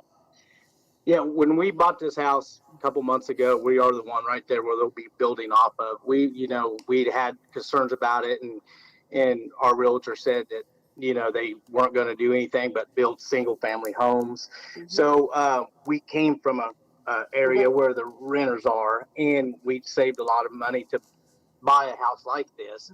And my main concern is renters. We've been around, we was around them when we moved, and we know that, they have no skin in the game, and what they do and take care of their stuff. And, maybe some of the riffraff will come with it. And we tried to move away from that, and we ain't been there very long to know that this might be right off the side of us, straight down. And that's my main concern. Our children. Our children, all that. And we did move in this area to be in a better area and kind of be away from some stuff like that. And that's my main concern. Traffic, high speed coming through there like there was in our old neighborhood. Kids couldn't play outside. They just fly through. And this has been a great neighborhood to live in for the last couple months. It's fantastic. And so that was my main concern about it. The violence, the stealing that may come along with all that. And that's definitely my main concern about that. And so I would definitely.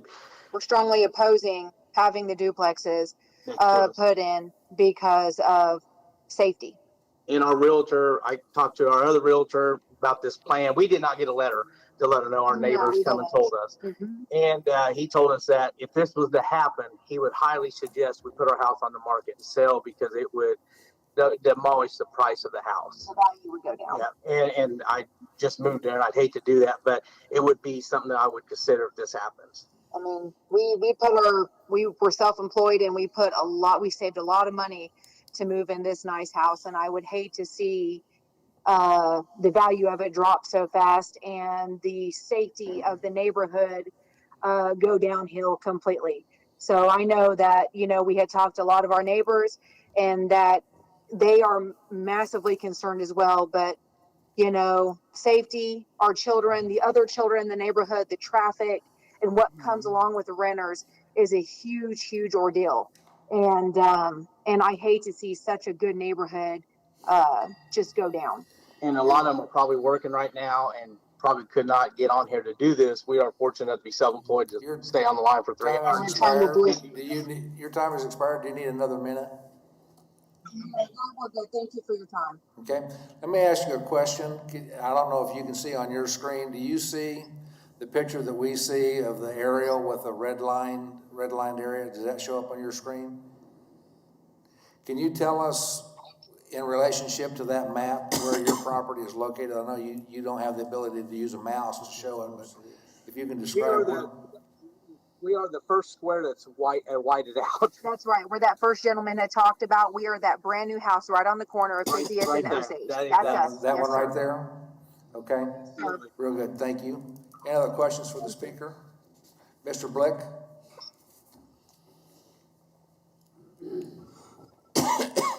Mr. and Mrs. Fletcher, I appreciate you guys speaking today. I'm pretty familiar with this area. I'm actually the president of that neighborhood association. And in the past, they've had some illegal dumping and some ATV accidents and stuff in that area. With the new property that you purchased there recently and with multifamily, do you see most of these multifamilies are going to be newer houses? So there's going to be a difference in price. They're probably going to be a little bit higher. Do you see that might factor in maybe a better person that's going to be renting or anything like that? Honestly, I don't. I've known people that can afford $1,800 a month, and just for what they do for a living, which is probably not legal, and they still bring the riffraff late at night at higher rates. Absolutely. And like I said, we did come from a neighborhood where it was owned, and then the older people had died, and the renters come in, and rent was, $1,400-$1,500, and we seen KVI come in, we seen a lot of stuff come in. A lot with of that. drug activity for sure. So, I mean, the ability to afford a higher end home, whether it's, paid for, I don't think that anybody really cares about how it's paid for. Just, it doesn't change really sometimes the quality of person. All right, thank you. I appreciate your time. Thank you. Any other questions for the speakers? Thank you very much. Is there anybody else out there listening in that would like to speak on this issue? Yes. Yes. State your name. Yes. Maybe turn the volume down. I'm not sure we're getting an echo. Okay, try it now. Okay, I'll turn the volume down.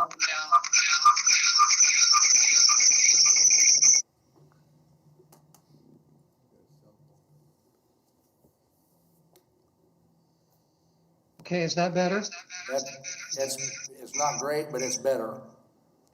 It's good. Go ahead, state your name and address to the record, and you have 3 minutes. Eric Lesh, 5002 South Osage Circle. I sent an email to the commission in which I failed to address traffic. 50th Street is the only street leading out to Seneca.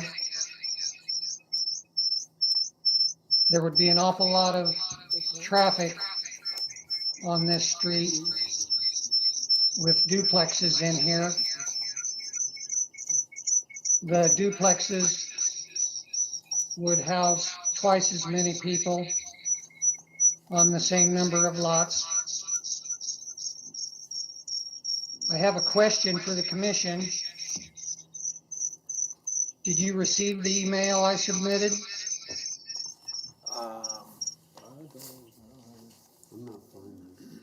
We're not finding it, no. I don't recall receiving an email from Mr. Lesh. I'm doing a search right now. Okay, was your email regarding traffic? No. Okay, briefly tell us what your email said.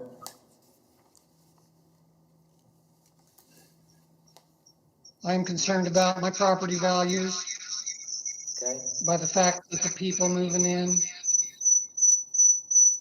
have no reason to maintain their property because they're renters.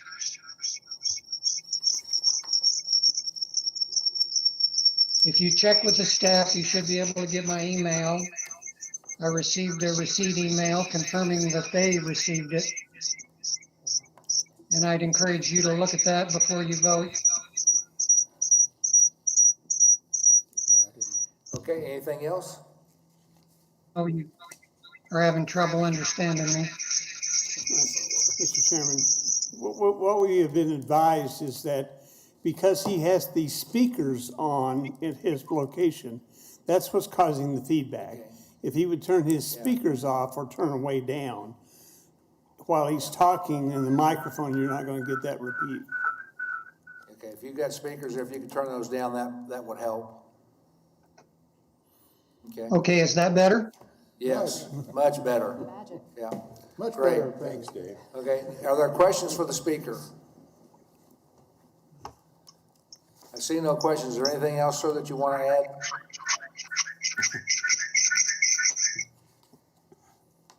No, thank you. Okay, thank you for your call. Is there anybody else out there that wishes to speak on this issue? Yes. State your name and address for the record. You have 3 minutes. My name is Ramika Abbott. My address is 5029 South Osage Circle. I live in the Sycamore Pond Edition. I'd like to say good afternoon to everyone that's present. Me and my husband purchased our home about 12 years ago. And we're presently raising 3 daughters, which has been in a most peaceful neighborhood. And for most of the years I've been in South Wichita, it's been great in this particular position we live in. I feel that this change will greatly affect all of us who've invested our time, money, and love in this community. And like they said, I'm very concerned with the high turnover rate in renters who are going to lease these duplexes. To me, the cost that they'll be paying monthly, it really doesn't have a regard when it comes to having an investment. You not only look out for your property, you look out for your neighbors, the children. You make sure that the roads are taken care of, that there's not a lot of loitering or littering. It's just the upkeep of the property is going to have a great impact on everyone's investment. And the next issue was the constant traffic. I did hear many people say, comments on that.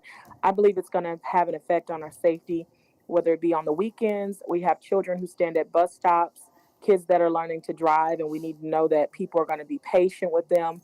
And it can affect just the normal playtime. I believe that there will not be enough garage space in these duplexes to keep traffic off the streets. And that alone does affect buyers. And as Brandon said earlier, I don't see the problem in, I know this is an investment for JBL, Mr. Khan and Mr. Ma, but I feel that it would be a great investment to stay with the single residences because they're not having a problem at this point in time selling. I noticed that our new neighbors have immediately start to put in fences and they're protecting their investment right away. And my mindset is this: if they're willing to build the duplexes, then why not go ahead and put up a privacy fence for the investors who are already there and have been there over the last 5, 10, 12 years. We are in a cul-de-sac, and I would be very frightened with people who are not a part of Sycamore Pond. We don't know them. They will be quite a ways away from us, and people have a tendency to walk over to our pond, try and fish. We've had issues where people come from different areas into our neighborhood, and we can only watch so much because, of course, we have retirees, law enforcement, aviation workers, people who own businesses who desire to enjoy a rich quality of life. So we go to work. And I'm not saying that these new renters don't have a job, but we're working to keep our investment up. And I feel like that if we decide to sell, then we definitely will be losing equity in this. And that is a present issue for us. Ma'am, And I your don't see time has people wanting. expired. Could you wrap up with, I'll give you one more minute. Okay, yeah, I don't see people coming in and wanting to move away in 2 months. So respectfully, we're asking that you consider our concerns before you make a final decision on this proposal. Yes, there is a lot of unkept ground, but we've actually enjoyed that. We've enjoyed it. We have a lot of wildlife that's coming in, and it's not a problem for us. And I do appreciate you allowing me this space to express my views on this matter. Thank you. Thank you very much. Let me see if there's anybody that has a question for you. Any questions for the speaker? I'm seeing none. Thank you, ma'am. Is there anybody else out there listening in that would like to weigh in on this issue? Yes, I would. State your name and address for the record, and you have 3 minutes. My name is Lena Fox. My address is 5014 South Osage Circle. I'm right north of the area where they're going to build the duplexes. So the duplexes would be right behind me. And I have a little baby that I adopted, and I've lived in the neighborhood for almost 11 years now. And it's been a nice place to live. And like everybody else is concerned of property values being affected, about the type of people that would move in and stuff. So, we just want to keep it the way it is. And, if they can just build single family homes in those areas, they'll sell like hotcakes. As we saw, the 3 brand new houses that were built sold pretty quick. So I don't think there's any reason why we would need to have them go ahead and build 2 family homes at this point. So that's all I got. Okay. I do have a question for you. Again, on the screen that you have before you, can you see the aerial that we have with the red outlined area? Yes. Can you describe where you live in relationship to that? I'm having a hard. Yeah, I'll try. Do you see the cul-de-sac at Osage Circle? Yes. The cul-de-sac. I'm right next to Brandon's house. It's right there. Go down just a little bit with your arrow. One more over. No, not that far down. Go up, then go right. Okay. Go so right. Right. Go right. So you're Uh, on the, and you're then on go the east, down. go down, Go down one. You have Right the arrow there. just right above it. right there. Go to the right. One lot to your right. Okay, right there. Yes. Yep. We're good. Yep. Okay, That's my lot. thank you. Yes. Okay. Yep. Thank you. Additional questions for the speaker? Mr. Foster? Ms. Fox, would you benefit by a fence requirement along the rear of those properties between you and the proposed duplex? What I said, and I sent an email as well. If you're going to go ahead and approve them, then I would want a fence around my entire property, because see, our property values are gonna go down, and, you know, we would like to at least have something to help raise the property values back up.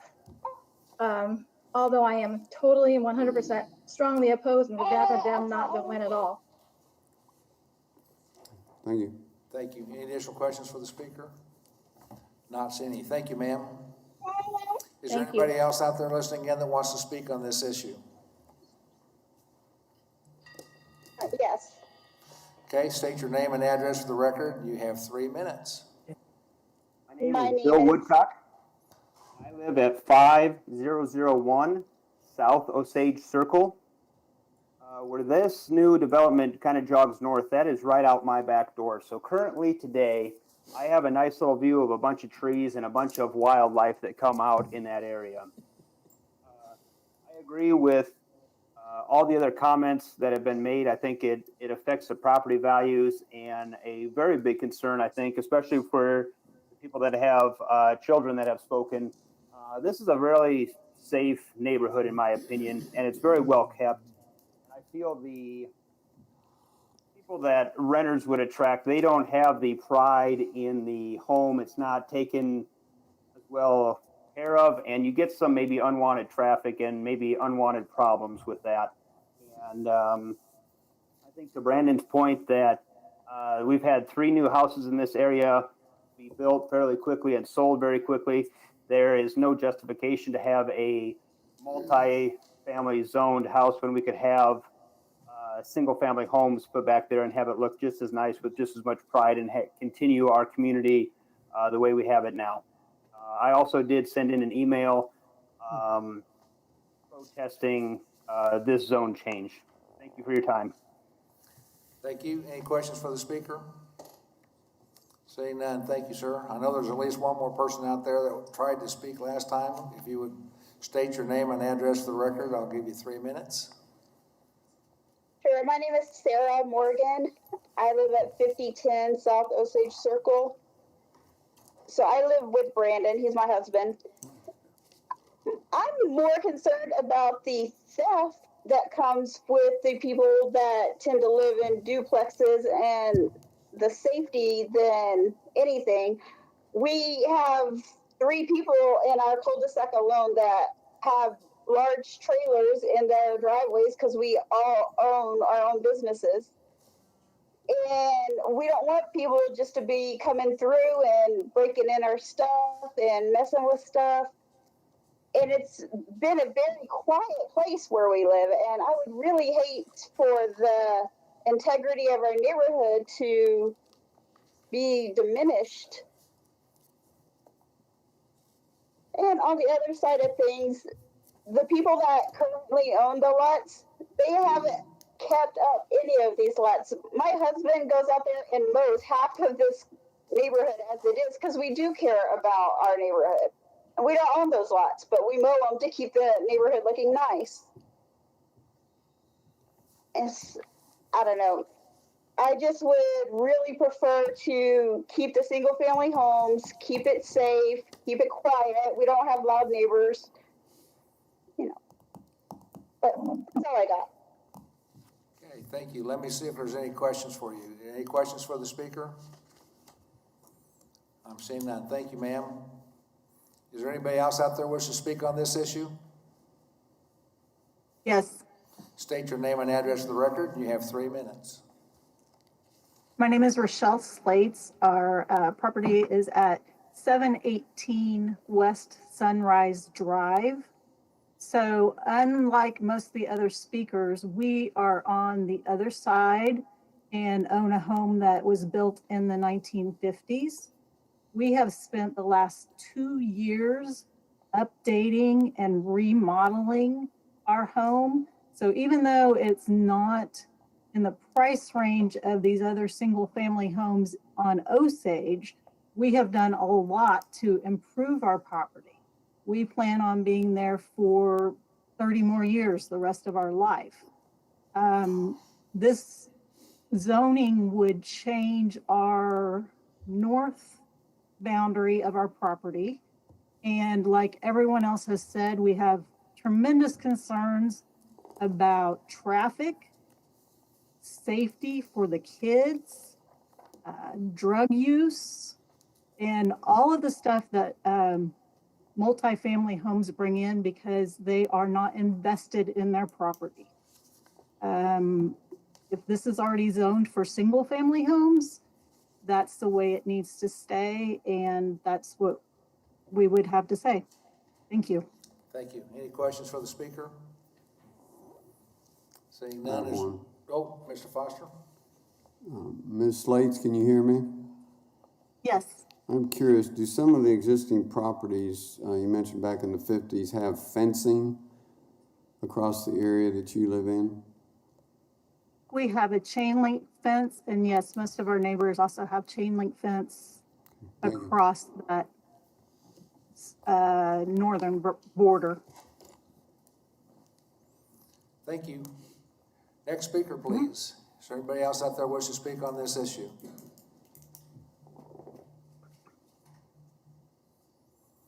One more time. Anybody else wish to speak on this issue? Okay. This is Mr. Fletcher. Could I say one more thing? You really can't. I'm sorry, but we've got kind of hard and fast rules, so I appreciate that. But unless there's a question from the,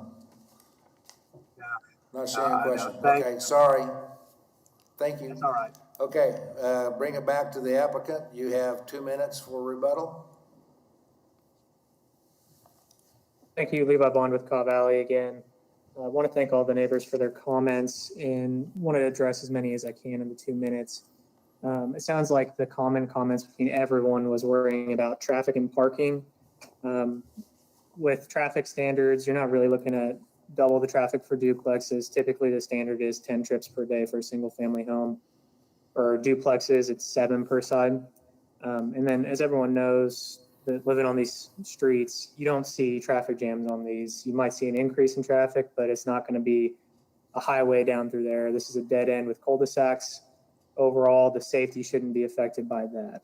The safety caused by the people moving in there. Typical duplexes we've been seeing going in Wichita and developments like this are 3-bedroom, 2-bath duplexes, brand new buildings. People who are renting these are not looking for slums to move into. They're usually working people who aren't ready to buy a house yet, which is what I was until 2 months ago. And then the property values. That's one of the biggest misconceptions about developments like these. You're going in with brand new houses. These are brand new duplexes with residential character that matches up with the new houses that are going into this neighborhood. It's going to increase your property values, not decrease.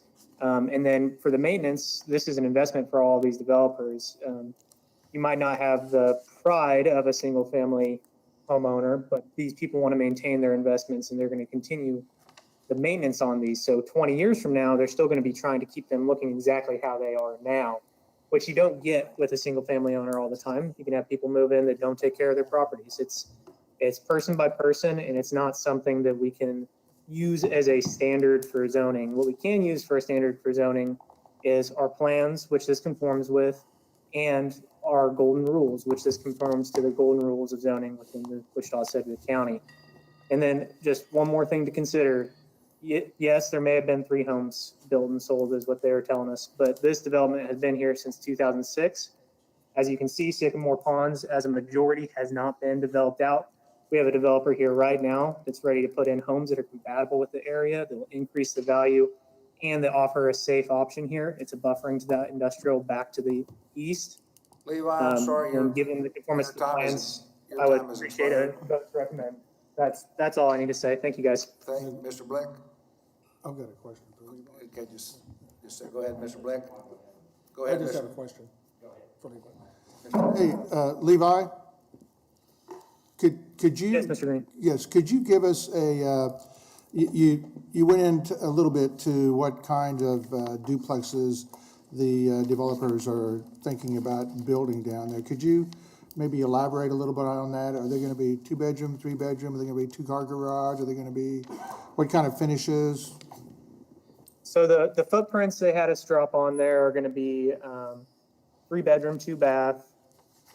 It's going to be 2-car garages with stacking in front of the garages. So each unit will have 4 cars parking spaces. So shouldn't be much, if any, on-street parking. I don't foresee any family needing that if they move into one of these duplexes.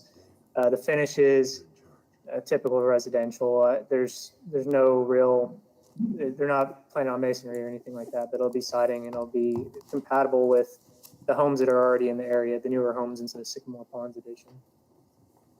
Okay, thank you very much. Mr. Blake? Hey, Levi, I'm pretty familiar with this area, and I'm trying to figure out a way that it could benefit with the spirit of the existing residence owners that's been there for 20-plus years, plus the new property owners, plus potential of new builds with duplexes. I had this idea and just wanted to bring it by with you and see what you thought on this. Is if we divide this in half and you have Sycamore Avenue right down through the middle, and you have these two, this further northeast block that's right here with Sycamore Court, and then also 50th Court South. And it's actually away from the residential neighborhood, as you can see right over here. So you have this strip over here. There's 17 properties right here and here. And then I didn't count this little cul-de-sac right here, but they're basically away from the existing residential neighborhoods that would be affected greatly. Would you be interested in just modifying this if there was a motion to modify to be able to allow just the multifamily with this block that is right here with Sycamore Court and 50th Street, and leave these as single family, as existing, with the new home builds that are going in and the existing residents that are over there? Unfortunately, I can't give you a definitive answer on that because I'm not the developer, and unfortunately they couldn't be here today, but my gut feeling is no, they wouldn't want to split this up into 2 phases, single family and duplex. I will say that our single family home builders that we work with, they are slowing down their production, but we have 3 duplex projects that Caw Valley's doing right now, and everyone's building. They're seeing all these units fill up, but people are concerned about the single family market. There's been a lot of new builds for that in the Wichita area. This developer I'm working for specifically did their pro forma off duplexes in this area. And I think they're going to want to request that given the conformance with the plans and the compatibility with this neighborhood when they put in residential character homes. So would you say this is more of an all or nothing type thing, or would you possibly need more time as in a deferral so you can get with your applicant to see if that's possible? I would say it's closer to all or nothing.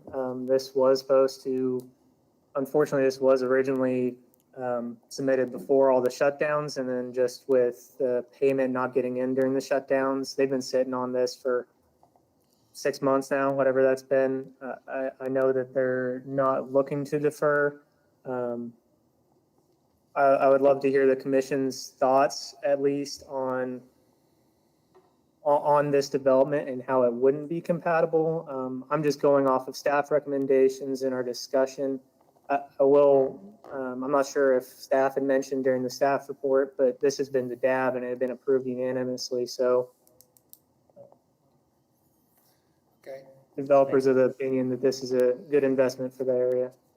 Ms. Duxler? Yeah, Levi, I just have a question. Are there any plans with a development this size, with this many units, for some sort of property management on site or some I don't know, when you have this many units, are there any plans for there to be a property manager on site? The developer has other developments around town. I'm not sure who they use, but I do know that they have people who will deal with the leasing of all of this site. I know they've used Lang before for leasing stuff, and they do monitor their properties. I don't know if there'll be anything on site. Thank you. Levi, I've got a question. The map that we've got in front of us right now, are those, the lots that are there are currently platted lots, correct? Correct. These were all platted in 2006 at Sycamore Pond Division. Okay. I'm going to get on my soapbox here in just a little bit, but before then, there's the one concern that I have is putting a duplex right up against next door to an individual that has built a single-family home. I'll get on my soapbox right now. I've lived in duplexes more than half of my adult life, so I take a little bit of offense at the disparaging words that go out that somehow people that live in duplexes are unworthy, untrustworthy, are criminal. This is not the case. So I don't see those kinds of issues or problems. I do have a fairness issue though, if some people would not want to build right next door to a duplex. But the neighborhoods that I've lived in, I've backed up to single-family homes quite often. Matter of fact, most of the time, duplexes make excellent buffers between single-family to commercial zone, and a duplex is a nice buffer from that standpoint. My concern would be that the individual that owns the house that built a single-family home on the corner lot of Osage and my map, I can't hardly read that. So is that 51st? 50th Street. 50th Street. I empathize with somebody that has a surprise put in on them from that standpoint.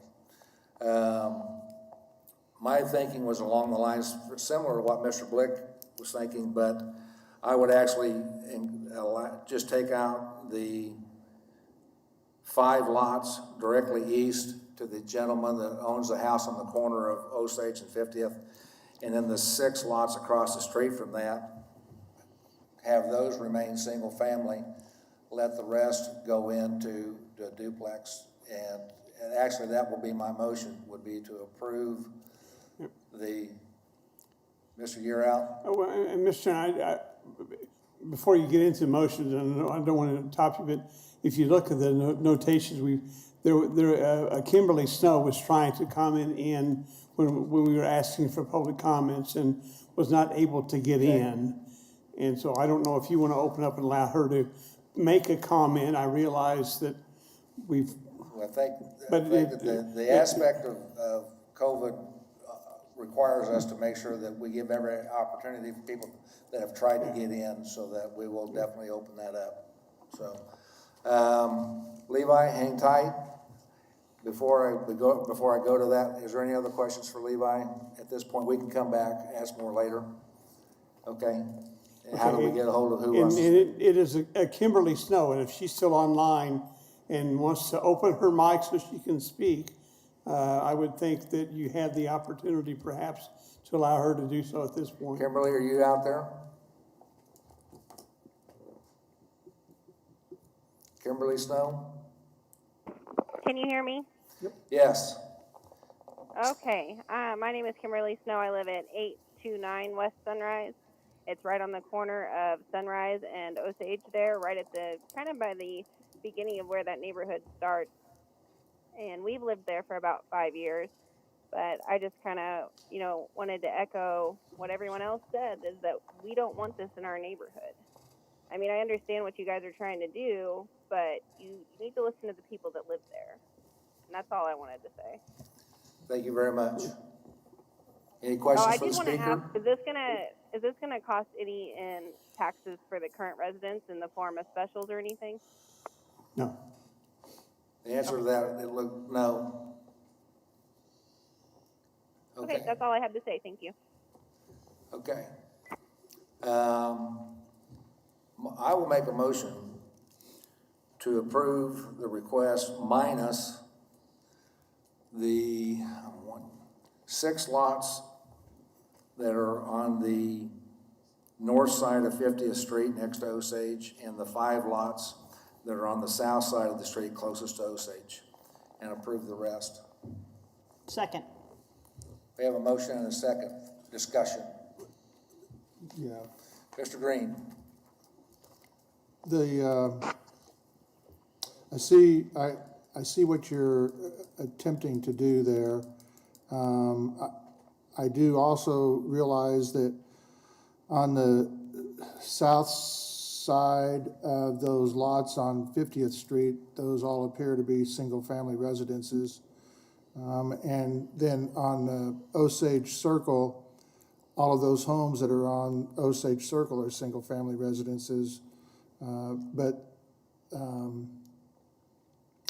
you're looking at putting a handful of single-family residences to accommodate folks on the north side, same thing on the south side, but they're all single-family residences there in those 2 spaces that you're talking about. I would be more inclined to have a 6-foot privacy, if we're going to do something that is not going to approve all TF3 zoning in here, I would be more inclined to approve the TF3 zoning for all of those properties, but have a 6-foot privacy fence requirement for any properties that are adjacent to a single-family residence. Is that a substitute motion? Yeah, sure. Is there a second? There's a second. Mr. Green made the motion, Mr. Bill made the second. Mr. Year out. I want to clarify, the only way you really can add those kind of provisions, because that's not in the zoning code, would be to add a protective overlay to the TF3 zoning that would impose that kind of a requirement. Okay. Can we incorporate that into the motion? If that's what the maker wants to do, yes, sir, we can. Sure, yeah. I think that if we can put a protective overlay on there so that any of the lots that are adjacent to single-family residences, there would be a requirement of a 6-foot privacy fence. Mr. Dill, are you good with that? Yes. Okay, so the second concurs. We have a substitute motion. Okay, committee, you have. Mr. Chairman. Just a second. Mr. Chairman. Mr. Foster. I support the original motion, but I think point of discussion has come up with the substitute motion to address the neighbors' concerns, and that would relate to do the protective overlay and some selective fencing. And my main concern is having all of these on 50th there to back out and the traffic concern, and I think the original motion does a good job of addressing that. So basically, you want to add the protective overlay to the original motion. It's a point of discussion, but I think there's 2 key spots. It'd be to the northwest, up against the 2 lots there that are on the cul-de-sac, and then the lots to the southwest. There's like 3 or 4 lots across there that would benefit. Okay. Levi, you've heard the discussion. You got a thought or comment on that? Yeah, Mr. Chairman, I just wanted to say that the developer would be accepting of doing 6-foot screening fences along the currently developed single-family properties. I know they're not here, but that's something that I could commit to in a PO. And I understand the sensitivity to the neighbors, and I think that would be a good solution. But just, I think that that's a solution, and keep in mind that this does fit with the plans, and this is residential by residential. We're not putting in apartment complexes. So I think the screening would provide a lot.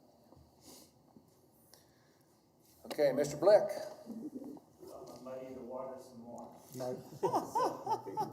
Microphone? So I'd actually want to have discussion on Mr. Green's motion to include, if he would be interested, to include all 11 on the bottom south side. And so there would be the 6 on top and the 11, because if you look at the map, those are the ones that are going to be directly with the residents to the south. If you go to the other side, to the east side of it, there's residents, but they're not asking for multifamily. Because they're single family as is, as zoning. So the reason why I'm saying is those ones on 11 plus the 6 on top would be directly affected. So I didn't know if you can amend your motion to allow not just those 5, but all 11 on the south That was side. Chuck's original motion. Yeah, my motion was anywhere that the TF3 zoning is adjacent to single-family zoning, where there are single-family residences, that we put a 6-foot privacy fence. So that would include all of the properties on the south side, because those are single-family residences on Sunrise, and then also 6-foot privacy fence on those lots that are on Adjacent to the cul-de-sac? yeah, on Osage Circle. It's hard to see the names of the streets, but it would include what, 6 lots, and then the 1, 2, 3, 4, 5 lots on 50th Street Court. Okay, so you're just saying the 6 on top and a 5. You're not saying do the 11, or you're just saying doing a fence, and that's it? I'm saying that anywhere that there is a single-family resident adjacent to this proposed TF3 zoning, Okay. that a 6-foot privacy fence would be included. Mike, if I, excuse me, follow the mouse. Absolutely. You're saying the PO will be on all these lots Correct? and all these lots, Correct. because they abut single-family here and there. Correct. And Levi, was that your understanding of my motion? Yes, that was my understanding, and I think the developer would be agreeable to that. Okay. Is that, Yeah, so. Josh, does that answer your question? Yep, it sure does. So I want Okay. a substitute motion. My substitute motion is to take the 6 on the top and the 11 on the bottom and leave those as single family and everything else as multifamily. So I'm basically going a little bit more than what Mr. Warren has.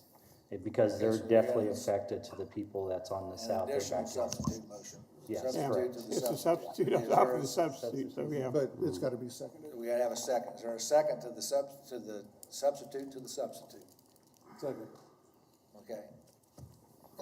So, the latest substitute motion, the third motion made, would eliminate all of the lots on the south side of 50th Street from multifamily. And the six on the north side. 6 on the north side, next to 50th and Osage. Okay. And That's- Mr. Chairman, yeah. can you clarify then with the original motion, how that differs again? The difference between the original motion would include the 7 lots on the north side of 50th Street and just to the east of Osage. Okay, thank you. And the 6 lots to the east of the single-family home that is at the corner of 50th Street and Osage. Okay, thank you. So this is interesting. I've never had a substitute on a substitute. Any further discussion? Everybody know what's out there. The motion that is before us right now eliminates, who's got the mouse? Let's identify that we know exactly which lots would be eliminated. That group of lots there, Right. and those 6, no? No. Go Just the down. first 6. Just the first 6 On the north side. on the north side of Osage. That's the. Those 11, and then north side of 50th, the west 6 lots. Basically, everything that is on cul-de-sac would remain as multifamily. Anything that is not a part of the cul-de-sac would remain single-family. Well, that's not quite true. Yeah. On the north side of 50th, there's some lots. that Well, aren't. my motion would not be that way, but the one that we've got before us right now is that anything that is not a part of a cul-de-sac, would go multifamily, anything that is on Osage and not, well, okay, I see what you're saying. Yeah, no, that was poorly worded. Chuck? I'll shut up. Yeah, Mr. McKay. The only thing on clarification you might want to say is in that, I can't read this hardly at all. Yes. Is that Osage Court on the north side, that cul-de-sac? North Osage Circle. Circle? In the motion, it would say the first 6 lots from that street east and all single-family lots from. South side. From Osage over to Sycamore on the south side of 50th Street. Right. That's what we're talking about. Right. Okay. Yep. One other question. Okay, go What are we ahead. gonna do about the fencing? I mean, that was one of the things that was talked about earlier. Well, if you go with that, you've only got 2 lots that back up to single family, Okay. right? I 3? just want a clarification. Three, that's all. 4, be 4 lots. I'm counting 3. So I have to make sure now because I'm confused. Lots 1 through 6 that are south of Osage Court, those are the only ones you're considering turning into single family Or leaving dwellings. us. leaving Those are us. the only ones. Everything else you're gonna allow to stay at multifamily. No, and everything on the south side of 50th Street Okay, thank you. would remain single family. That's in substitute motion number 2. Yes, Okay, which is the one that Mr. you will Foster. vote on now. Correct. and then Ms. Miles. I just want to clarify on the original motion. The original motion, as I understand it, would take out the 6 below Osage Circle, and then it would take out 5 lots on the west side of 50th there. The reason I like that is that Mr. Bond mentioned their pro forma on looking at the feasibility of this, and I think we're kind of getting into that and hurting the overall of the project. Plus, I think I'm comfortable with the development pattern that would be left over in that. And I do support the idea of the privacy fencing in the original motion, with the original motion. I will not support the substitute motions. I'm comfortable with the original that would eliminate those, how many, 1, 2, 3, 17. No, it only eliminates 5. eliminate a total of 11 lots. That's, so. Okay, Mr. Blick, we're gonna vote on this pretty quick. Ms. Miles. Oh, I'm sorry, Ms. Miles. So I just want to clarify with the last substitute motion that the fencing will still be required, the 6-foot privacy fencing? That backs up to single family? Yes. Could be single Yes. family to single family, so it's acceptable. Yeah. Did you have the PO in? No, it did not. But it was also only, that motion would only zone the lots, those that would potentially be duplexes backing up a single family. Would there be 3, 4 lots fencing in a here? parcel. 3, 4 lots. On the 50th Street court. Right, There's I like just didn't know whether there'd be 4 lots fencing that here. touch that cul-de-sac. Yeah. Yeah, okay. Okay, we're at, Mr. Blick. You want me to clarify my motion? No, If, I think we got it. I think close enough. We're gonna go vote on the second substitute motion. Does anybody not understand what we're voting on? Mr. Johnson, Bill Johnson, you still there? No. Oh, no. I just wanna make sure you were still there and understood the motion. Mr. Florence. Yeah, I Mr. just woke Florence? Okay. Mr. Florence, you there? Who's ringing? Yeah. Do you understand? Kathy's ringing. Okay, let's do a roll call vote on the substitute motion number 2. Warren, No. Green, Nay. was that a nay or a yay? No. Okay. Sorry. McKay, Yes. Gross, No, Dexler, No. Duel, No. Blick, Yes. Nix, Foster, No. Bill Johnson, No. Joe Johnson has left. Miles, No. Hartman, No. Florence. No. Motion fails 9-4. Motion fails. Now we go back to the the first substitute motion. Now let's get a repeat so everybody understands what the. My motion was to have a protective overlay that would put a 6-foot privacy fence adjacent to any single-family resident lot where a single-family home has been built. And all the lots shown would, So that would include all of the lots on the south side of 50th Street, and then those lots that on the north side of 50th Street between 50th Street Court and Osage Circle, and the lots on the west side of 50th Street Court South. but all lots would change from current single-family zoning to duplex zoning. To the TF3 zoning, yes. TF3 zoning. Okay, everybody understand the motion? How many lots are we talking about leaving the single family? 11? None of them. They would all go to TF3. this motion.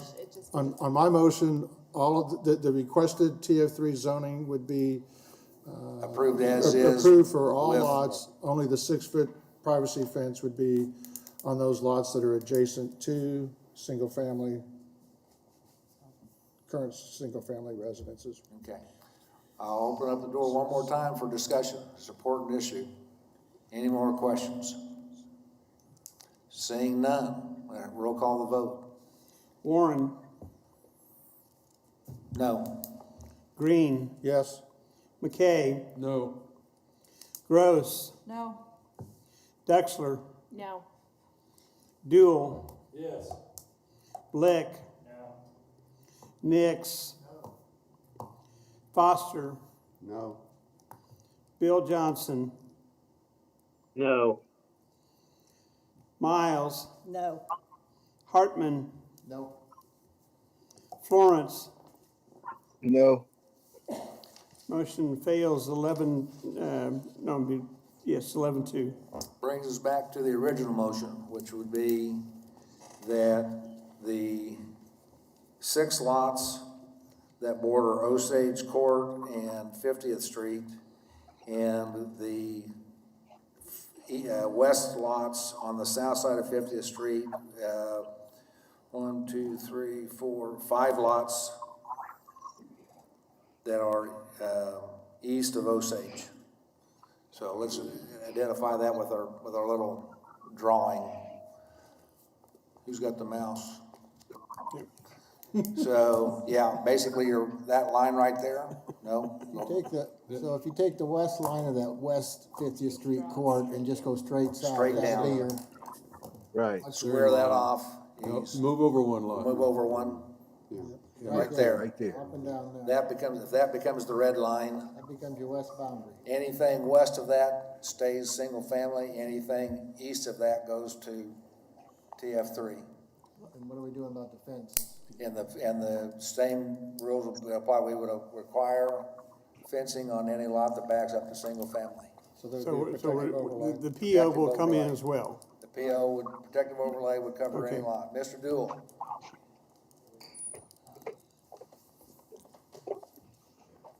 My question is, why would we vote on something that the applicant does not want at this point?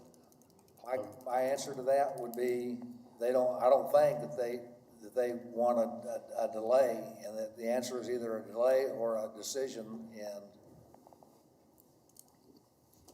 this is better, to my mind, this is better than nothing. But it also protects, to a certain degree, the people that have built already. So, further discussion. Now, Mr. Blick, got you next. question I have, and this might be for legal, the PO came in on the second motion and not on the first motion. Can they clarify if that's legal, if we can do that, or do you have to change your motion? I will, a good point, just to make sure, I will amend my motion to include that protective overlay for fencing on lots that back up to single-family houses. So the question I have is, when you have a fence, you're gonna put a 6-foot fence right in between residential and multifamily in the middle of that block. So half the people that will have to basically be a north and south fence, and then it will go eastbound to protect the people that's on the south side that's residential. So pretty much all those houses has been there for the last 50 years. Then those people, half the block will have multifamily and half the block will have residential. That's what we're clarifying. Yeah. Okay. And clarify where the fence goes again? Fence would go along the backs of any lots on the south side of 50th Street that backs up to single family. Okay. And then any lots that back up to that line, that would be now the western border. If the motion passes, duplexes on these lots. Right. A fence will be required, Yep, and duplexes on these lists, fence will be required. on the back lots. None here because you're single family to single family. Right. Everybody clear? I think we are. Another question? Okay. Well, the second Oh. was by Cindy, you agreed with. You agree with my amendment to add this, the I do. protective overlay? Thank you, appreciate that. Okay, we have a motion. Roll call vote, please. Warren, Yes? Green, No. McKay, Yes. Yes. Gross, Dexler, Yes. Dool, Yes. Blick, Nix, Foster, Yes. Bill Johnson, Yes. Miles. Yes. Hartman, Yes. Florence. Yes. It passes 11-2. 11-2. Thank you all. That was a fun exercise. Learn this old man out. I got it. Very entertaining. Okay, where are we at? Do we have any more? 4.4. Exciting. Agenda item 4.4, and that's our last item until we get reports. Okay. Who's gonna make this report? Kathy? Kathy? Thank you. Don't you recognize Matt standing up here? Are you smiling? Yes, I am. Oh, good. Okay, this is a zone change out in the county, and as you can see on the screen, this is in SF20, and they want to change this long parcel to TF3. Go ahead with the next slide. There's just a couple of dilapidated buildings on that parcel next. And it's, as you can see, it's in the residential, recommended residential use for the comprehensive plan. Next. I just fogged up. Okay, and this is a proposed site plan. The new lots are on the right side of the, yes, right there. Those would be the new duplex lots, and they would have to plat this in order to build. There are utilities. There are utilities in the area. They would need to confirm with the city regarding the size of the water mains and also the size of the sewer mains to support this development. It's single-family residences. Go to the next slide, please. Single-family residences around. This is looking, that roadway you see is Ellison, and I drove out there yesterday, and it's in pretty sad shape, so that would have to be rebuilt according to Sedgwick County road standards. let's see, do I have?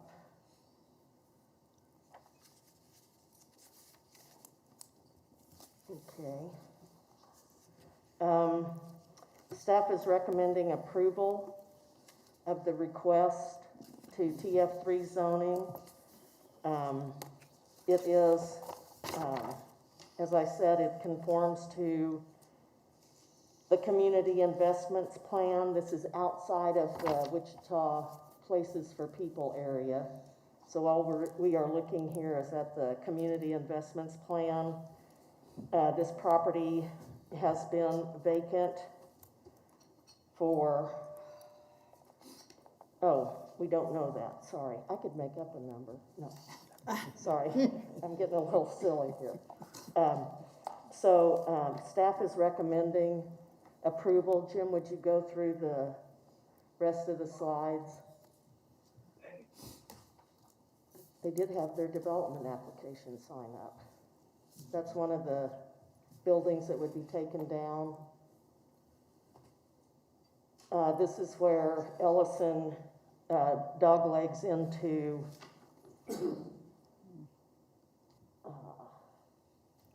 I can't read that. Doesn't matter. Anyway, so you can see the condition of the road. It's got a wide right-of-way there, so it will handle 2 lanes of traffic. And that's all I have, and I will try and answer any questions. Questions for Kathy? I'm seeing none. Thank you.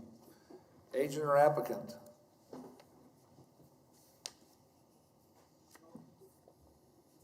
Do we have anybody at Century 2? That was me. Or home? Can you hear me? Yes, there you go. Hello, this is Liz. Oh, okay. Yeah, I'm the applicant, Brent Miller. I'm here with Steve. And if I could, I'd just like to quickly go over what we're planning for the area. Okay, you got 10 minutes. Okay. So what we had in mind are duplexes that would be 2-car garages, 3-bed, 2-bath, and similar plans have been appraising around 240,000 plus minus. And we think that would be a good improvement to the area. It's been somewhat neglected. You could see Ellison Street could use a little work, and we think that this would make good use of the existing utilities and access to Pawnee there. You don't have to drive through any residential or single-family residential sites to get to it. We have another duplex community that's about a mile away that we're just wrapping up now, and it's gone really well, and it's been leasing quickly, and those people have mostly been young professionals and families, and I believe that's due to the proximity to the new Southeast High School and Krista McAuliffe Academy, K-8 school. And we just quickly on the background of the people, we do run applications, background checks, and that sort of thing for the renters. I've heard a lot of concern about the types of people moving into those, and their concerns are the same as ours. And along those lines, we do plan on keeping these ourselves and providing all the maintenance and mowing and trash service. Other than that, it's a considerable investment for us, and nobody has more interest in keeping it up than we do. And other than that, we'll be here for questions or concerns. Thank you. Any questions? Seeing none, thank you. Okay, we'll take it to the public. Is there anybody at Century 2 that wishes to speak on this item? Yeah, we've got a couple people. Okay, All ready? state your name and address for Yes. the record, and you have 3 minutes. My name is Robert Camp at 2224 South Clay Lane. The property that's wanting to be rezoned is right behind me to the east. I'm against this for several reasons. One, we moved out in that area to be open area and large lots. That's what we wanted. Now, someone is trying to take that right away from us. These townhomes are way too large for this area and too close. They will bring more noise, and I won't be able to go out on my patio in the mornings anymore and drink my coffee and watch the sunrise. All I'll be looking in is a 30-foot building. I won't even see the sun until 10 o'clock in the morning or later. That's one of the reasons I have against this. I won't get the breeze in the sun in the summertime from the southeast. And with the extra families there, they'll probably have more pets, dogs. They'll probably be in the backyards. I don't have anything against dogs. I have one myself.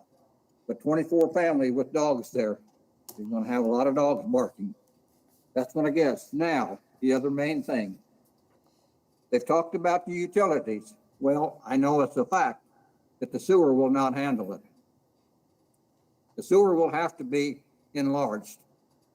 Now, it's not have to be replaced. It has to be enlarged. There's nothing wrong with the sewer now. It works fine for what's there, and it works fine for what would normally be their SF20. Years ago, this was brought up one time, and a guy by the name of Jim Weber was the head of the sewer department. And I asked him, will that handle SF10? He says, I won't say yes, and I won't say no. I say, will it handle SF5? He says, no way it'll handle F5. You're going below that. So it's a given fact right now. The sewer will have to be replaced, plus the other utilities too. The water, the electric, possibly the telephone, cable. You'll have to have more of these little cable boxes sticking up in my backyard, mow around and stuff like that. They'll probably be in my yard, not in their yard. And a number of years ago, right after about the late 90s, there was someone wanted to rezone a lot at Kincaid and Crest, which is about a quarter of a mile north of here.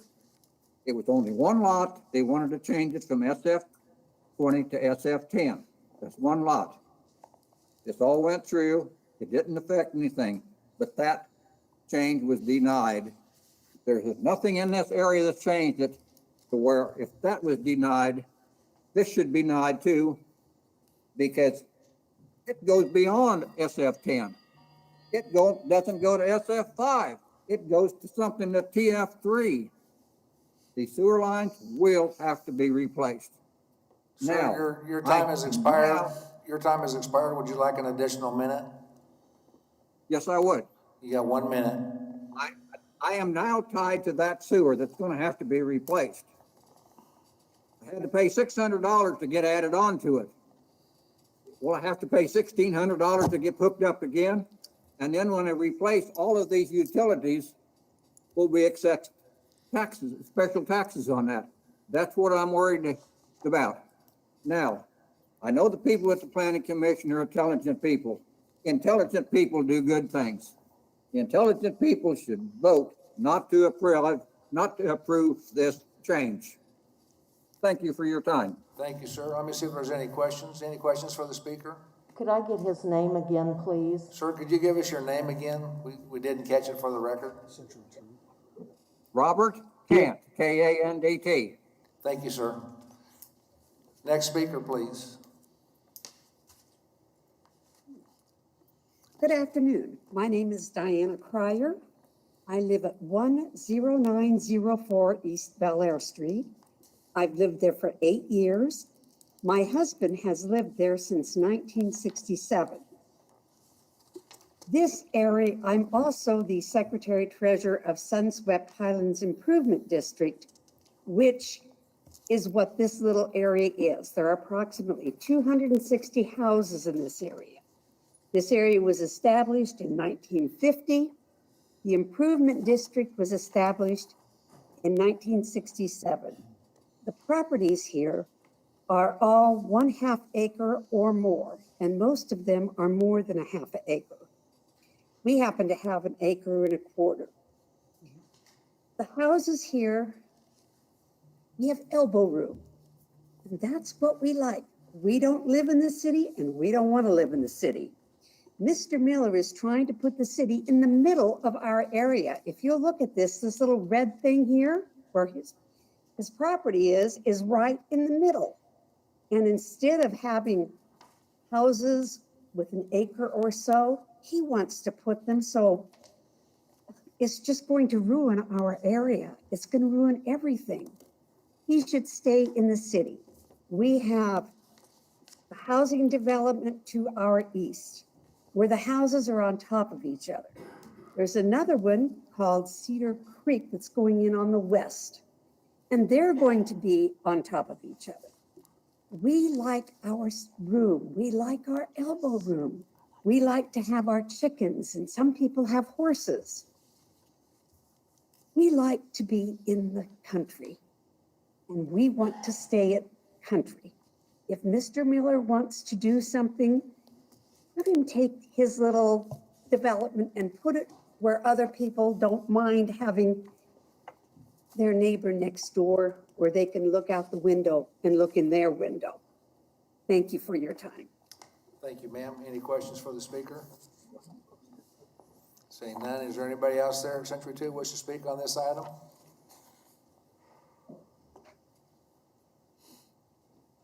That's it here at Century 2. That's it, thank you. Is there anybody else listening in on another device that would like to speak on this item?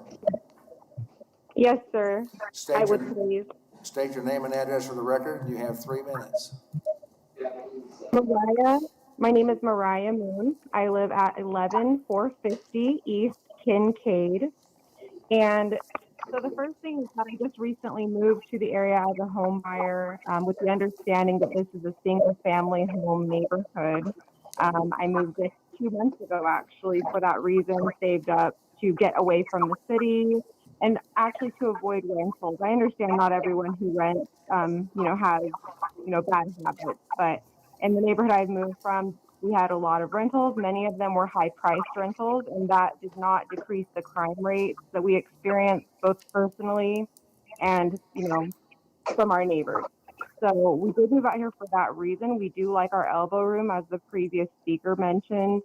There's safety concerns I personally have, which is bringing more strangers into the neighborhood. We moved out here to start a family, have a safe area where we're not surrounded by, unfamiliar people. And we're at the end of that cul-de-sac right before you get to Ellison Road.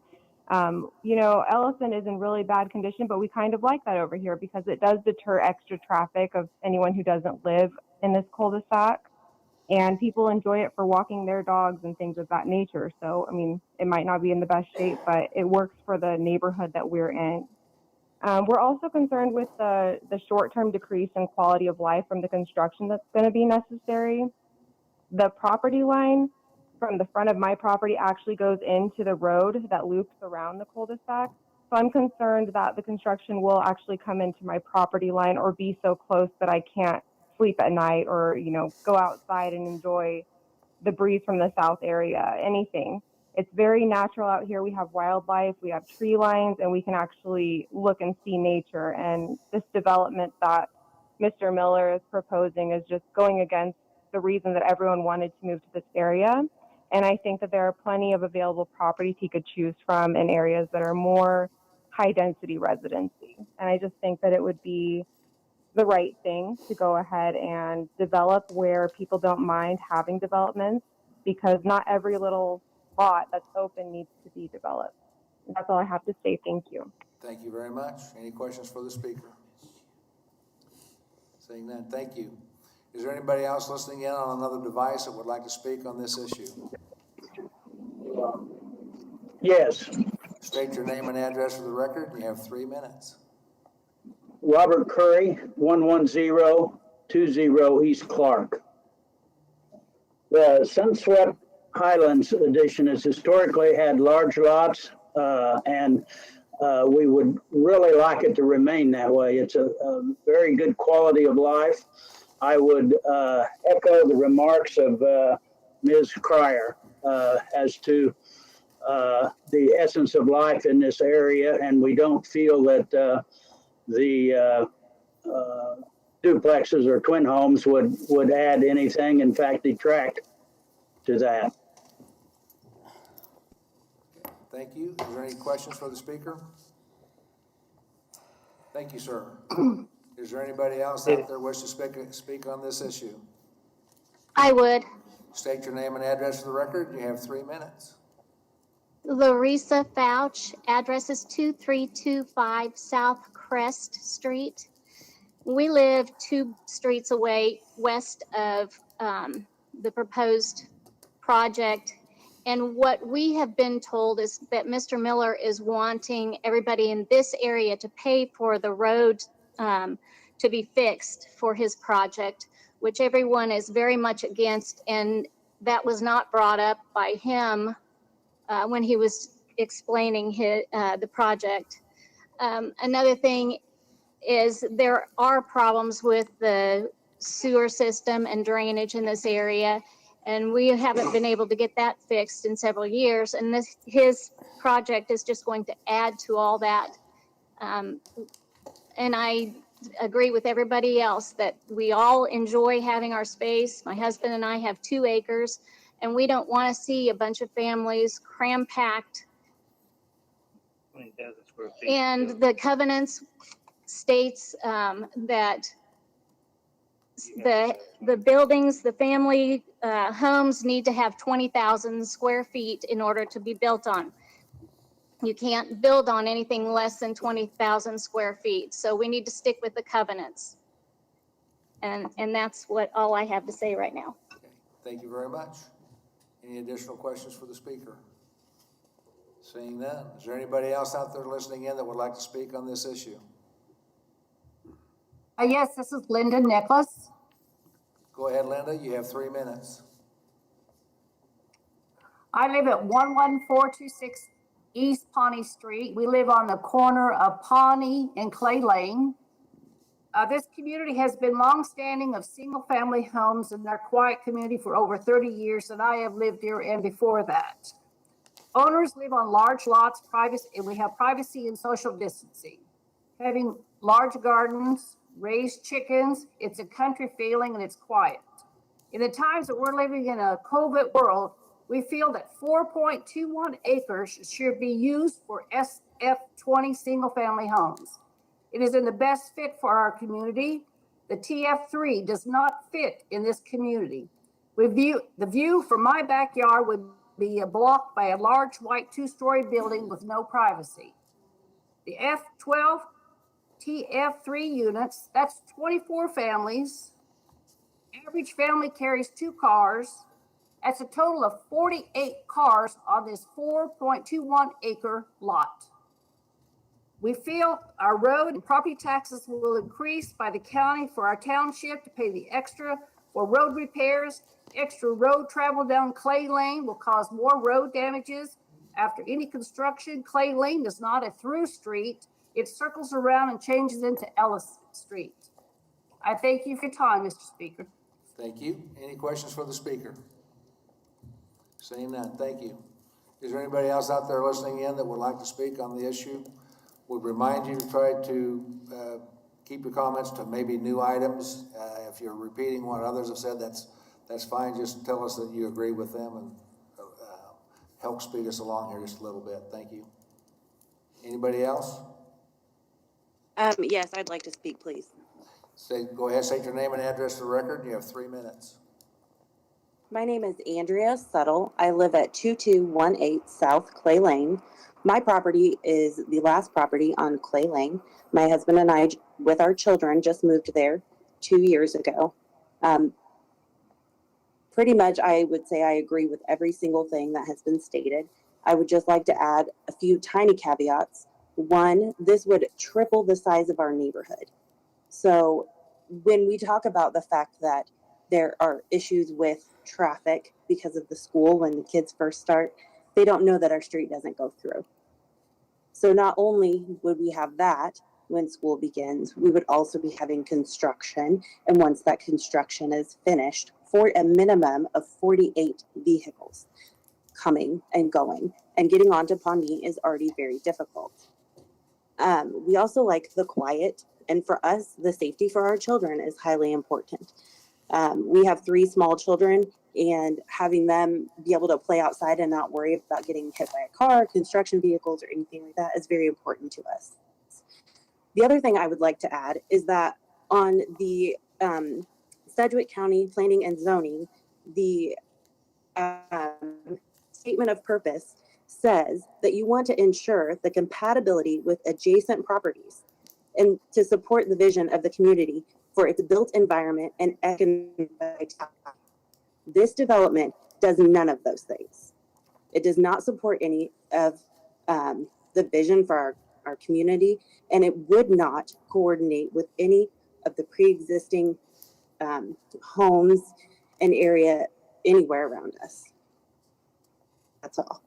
Thank you. Any questions for the speaker? Saying none. Is there anybody else out there who wishes to speak on this issue? Hearing none, I'll close the public hearing portion of that. We're going to bring it back to the applicant for a 2-minute rebuttal. Hi, thank you. I'm going to try to go through quickly. Regarding the lot sizes, if you would see at the corner of Crest and Bel Air to the northwest, at 2151, it looks like that one is zoned as a manufactured home site that's 11,500 square foot. And our lots at about roughly 90 by 160 feet, depending on platting, would be over 14,000.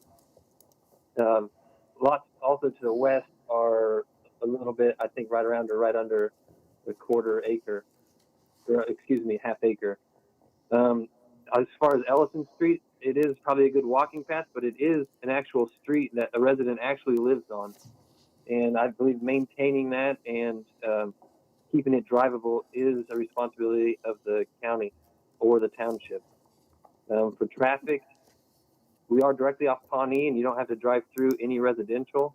Pawnee and Greenwich intersection was recently improved, and Pawnee heading west was also improved to accommodate this more traffic due to the school and other development around the area. On the 2-story, that was our past community that we built, and in this area, after we went to the township meeting and heard the concerns of the residents, we've gone with, as stated earlier, a 3-bedroom, 2-bath plan that would be a single story. It would not be taller than the residences around there. Thank you. Thank you. Any questions for the applicant?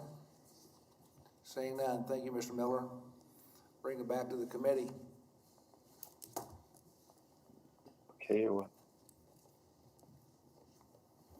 Who wants to go first? Mr. McKay? This is a question for the staff. I'm sorry I missed out on the very first part of this presentation. Excess in and out of the property. I see there's one on the northwest corner of the piece of property. Is it going to be a private street? I heard somebody comment about they're going to have to pay for special assessments and stuff. Is it a private street? No, these are public streets. The property will have to be replatted in order to create the multiple lots. And in that platting process, the issues with conditions of the road as well as all utilities will be addressed as through that platting process. Okay. The property to the east that's not in the designated area we're talking about, what about that piece of property? Are they going to be sharing their portion of the specials? Well, there's been no decision made regarding how any improvements that may have to be made are going to be paid for. We do not have the ability to force others into the benefit district, and this is in the county, so it will be subject to the county process for a benefit district if that's what's required. But that, unless those landowners agree, I don't think the county has the ability to force them to come into a benefit district if that's how it's financed. Okay, thank you. Okay, Mr. Foster. Staff question. I guess I may have read this wrong, so that the applicant would participate in the paving costs, but they would not do all of the paving costs. Well, that's a decision to be made. Historically, a requirement on a plat is that the developer of the plat is agreeing to participate. How that moves forward depends on how that ultimately gets decided by whatever entity that we see. More often, we're dealing with those issues in the city than we are the county. And so I'll let Justin weigh in on that. Yes, Chairman. Justin Wagner, Assistant County Counselor. I'd chime in on this, and Jim Weber is probably much more knowledgeable about some of this than I am, but To the extent that if there would be a benefit district proposed to this for road improvements, there's a number of ways that can occur in terms of who all's in the benefit district. There is actually the ability for a petitioner to add in certain properties into that benefit district, and they have to have, it can be based on area, frontage, number of parcels. There's all kinds of different ways the Board of County Commissioners can set up a benefit district and apportion the costs in that benefit district. But again, this is a zoning case in front of you today, so I mean, I think those are relevant questions and considerations, but ultimately, just because the zoning gets approved doesn't mean the Board of County Commissioners is gonna approve a benefit district or impose costs on the neighbors. That's a separate and independent decision that would be made by the board. It would be safe to say that the more neighbors that you bring into the benefit district, the more likely you get no votes, because they're not gonna wanna pay for that. So, that's correct, yeah. So it's not to the applicant's advantage to bring in neighbors into the process if he can keep from it, because, well, but they're gonna say no, so. And the rest of that equation is then it becomes the responsibility of the people that are in that benefit district. So it'd be those 12 or 13 lots that would end up being responsible for that. So yeah, that's a good point. Questions or comments? Is there a motion to be made somewhere? Yeah, Mr. Chairman, I think I'd try to make a motion here to approve the request as submitted. Is there a second? I have a second by Mr. Blix, motion by Mr. Green. Additional discussion. Mr. Foster. I'm gonna provide a substitute motion. There's two factors that I wanna look at. Number one is consistency with the comprehensive plan. If you study carefully pages 22 through 26 in the plan, I'm just gonna read some of the things. There are land use compatibility guidelines. There are locational guidelines. There are design standards that are provided. And I'll just read one of them here. It says, higher intensity development should be discouraged in areas of existing lower intensity development, particularly low density residential areas. In the previous case, we were looking at this relative to SF5. Now we're talking about SF20. Let me just read you another one here. This is 2.5 miles outside of the established central area. And the established central area, you're looking for urban infill growth to Wichita's mature urban neighborhood. What's been pointed out to us by the neighbors, this is not that at all. Final factor I'd touch upon is that we've got 22 emails in opposition to this. Although it's not a deciding factor, it's a consideration. And I consider the neighbors had spoken, so my substitute motion would be to disapprove the application for the TF3 zone. I'll second that. Okay, motion by Mr. Foster, second by Ms. Further discussion. The only question that I have, or comment that I would make on your points, which were well made, would be that it's single family SF20 currently, and it's going to duplex or TF3, 2-family residential. So well, the comparison is that we were looking at TF3 up against SF5 in the last application, which is a higher density. Single family going to duplexes is what they're going up against each other. Because we're putting in duplexes here with different lot sizes. Well, that's the point is, in the last case, we had it's more compatible with the higher density. Whereas here, the comprehensive plan is specifically telling us, do not put this with the lower densities. What would be, my question to staff would be, under the current zoning, what would be the highest density that if they were to leave the zoning alone and just try to build as many as they could? What would that, 20,000? 20,000 square feet. 20,000 square feet? Right. Okay. Would be the minimum lot size. Okay, thank you.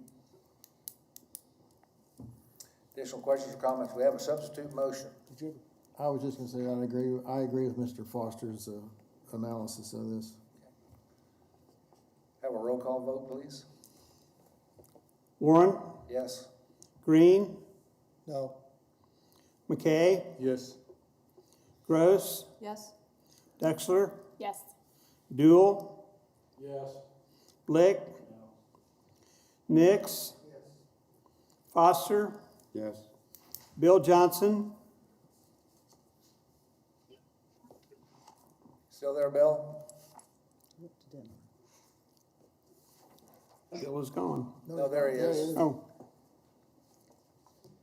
Give your vote again, Bill. Yes. Thank you. Miles, Yes. Hartman, Yes. Florence, Yes. passes 11-2. Thank you. Okay, that's the end of their action items for our agenda. We've got 3 reports. Well, good afternoon, Mary Hunt, Advanced Plans Division of the Planning Department.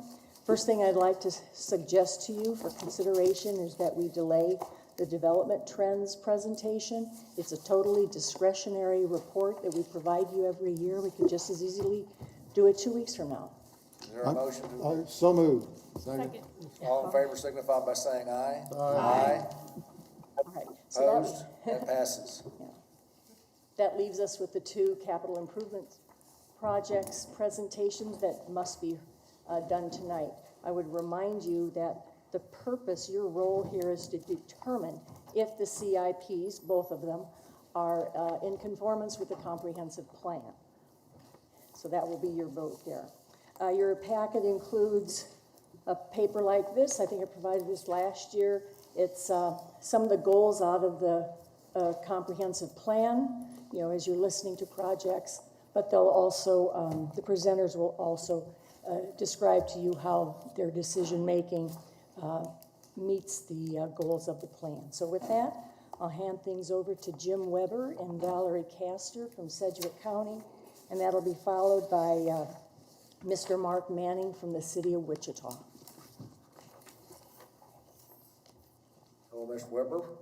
Thank Would you you for like to just- waiting through the amount of stuff we had to deal with today. Those are very exciting. Unfortunately, I know a lot more about that last one than I'd like to admit, so. Congratulations, by the way. Well, thank you. So if you want to just pass this thing and move on, I could do that, or I can give you the flyby. We'll do the flyby. Go ahead, Jim, move on. We'll skip that one. So the purpose of this is to talk to you about the CIP and to obtain, as Mary had said, we need a determination that from MAPC that the CIP, the county CIP, conforms to the comprehensive plan. Skip the next slide, Jim. I can't flip fast enough. Roads and bridges, skip the info, keep going. One more, go to the goals slide, I think. And for some of you that haven't heard this speech before, it looks a lot like this every year. I'd be happy to go in more detail if you want, but our goals as Public Works are to do preventative maintenance on our roads every 6 years. So to do that, we need to treat about 210 lane miles a year. We need to replace bridges about every 50 years, so that's 12 bridge replacement projects a year. Go to the next one, Jim. We do have some 2020 CIP amendments we need to do. We need to shift some funding around. You're probably aware of the accelerated gold phase project for the North Junction. Where we're setting the funding up, part of that needs to come in 2020, and the other part of it is reflected in the 21 to 25 CIP. We're also planning for a drop in sales tax revenue, and so we're working to go ahead and cut our expenditure side to match up with that. So that's, I think we'll all go through the same time as the CIP goes through, but that's just, the important part there is that we're doing quite a bit with the North Junction, along with the city of Wichita and KDOT. Go to the next one. So R134 is a project we do every year. We have to buy right away and do utility relocations for projects. That's about $1 million over the 5-year period. Their big one is preventative maintenance. Over the 5-year period, we're gonna do $48 million worth. That's our overlays and seals and major patching, some things that we do. It's a pretty robust program and we really believe in it. 264 is a miscellaneous drainage projects. This is when we talked about doing 12 bridges a year. About half of those are being done by county forces, and the materials for that come out of this R264 funding. Next one, Joe. Bridges, we have 4 major bridge repair projects. I'll just point those out quickly. They're pretty important. If you think about Ridge Road over the Arkansas River, Bentley Road over the Arkansas River, there are only 3 crossings of the Arkansas River if you start from Ridge Road and go west. The last one is the Mount Hope Bridge, which we did a couple years ago. These are repair projects. We're looking at 63rd Street south over the Arkansas River. I think that's a candidate for major repair. And probably the big one here is the Zoo Boulevard Bridge. It's a county bridge, kind of surrounded by the city, but it's still our bridge. And it's in pretty good shape, but we need to spend some money on it. There are 20 other bridge replacements in the program, totaling about $20 million. So that gives us a total of 24 bridge projects in the 5-year program. Next slide, Jim. We talked a little bit about the Gold Phase project on the North Junction. 2021's got 1.6 million. Our total contribution is 3.75 for that phase. So again, the rest of it's in 2020. 348, we've been working with the city of Mays on industrial park that's on the west side of town up there. It's not moving as fast as we had originally thought, so we're moving that out to a later year. Going to enhance the road system, so we have a program. We have talked to you maybe in the past. We've got about 150 miles of what we call cold mix roads. They're literally cold mix asphalt. We have a program to try to really upgrade those. That's $6 million. We're also going to do Ridge Road going north from about 53rd. The road itself is pretty good, but if you've been up there, you know it's got steep ditches and it's a little bit narrow. There have been some issues up there, so we'll preserve the actual roadway, but the project there is to rework the ditches. We'll have to get right away and work with utilities, but clean everything up as far north as 85th Street over time. Enhancements, these are where we would be adding something to the system, more than just maintenance. So we've got a cold mix road. If you may be familiar with Element, the old Abengoa, the ethanol at Colwich. So they had a major expansion out there, and we did a project on the 167th to bring the trucks down from up north. They're literally hauling in feedstock from farms within driving distance. And we fixed them up to get across on 61st Street, but it seems like we can't train the farmers to drive down 167th, so they're coming down 151st. Old Cold Mix Road, it's fallen apart, so this first project or 2 projects are to get that back up with permanent hot mix asphalt, get it in good shape. 95th Street South, this is another one I think is kind of interesting. The Cotton Association, the Cotton Growers Association is going to do a new facility down at Clearwater. And this is a half a mile of pavement to get back to where they're working. If you think about where the co-op is down there, they're going to be on the south side of the road from the co-op. Expansion. This is really significant additions to the system, and we're still working the right-of-way for the Northwest Bypass. There is also a toll study that's we're working on with KTA and KDOT, Mays and Goddard to maybe see if toll funding is an option for part of that. And we have a significant upgrade in this project. We had been doing about $325,000 a year. KDOT would match it. David Spears, before he retired, one of the last things he was able to do was shame KDOT into talk KDOT into upping their contribution. KDOT's not in the room, right? No. So we have a contract that says up to $1 million a year. They'll match up to $1 million a year. The good thing for us is we picked the number between 0 and $1 million, so it's a 5-year contract. It's worth $10 million if we're able to fund our part of it, but we have flexibility to pull back if we need to. We do quality of place projects, and probably the big one here in our plan is there's been a lot of conversation about Maple from about 135th Street out to Goddard. We submitted a project through WAMPO for federal funding. We have it funded from, if you think about Colwich Road or 167th, there's a Pike addition. It's a J. Russell development about a quarter mile back to the east. Our project will start at Pike addition, go into Goddard at 183rd, and we'll have a stub that'll go down and catch the Eisenhower School Complex for the guided school district. City of Wichita's also working some projects because it's getting to be about time, I think, for them to improve Maple to get out to where we're at. And so it didn't seem to make sense to do this bike path and then have them come in and literally tear it out to put in a new road and a new bike path. So that's a little ways out, but that's $1.7 million. Those aren't cheap. Next slide, Jim. So 5-year summary, we've got about $110 million that we're going to expend. 77% of that is for maintaining the road and bridge system, which is an important thing in your community investments plan. 12.4% is enhancing road and bridge system, 8.8 to expand it, and then a little bit, 1.5 for the bike ped. And I would just say, for us, bike ped is about trying to connect communities, not, we're the county, so we're not building them through the middle of towns, but if we have cities that have robust systems, it's helpful for us to hook them up. You can slip the next two, Jim. One more. So community investments goals for transportation: preserve and maintain a safe, cost-effective, and reliable transportation system that strategically supports economic growth, vitality, and quality of life aspirations of our community. We think that's been met.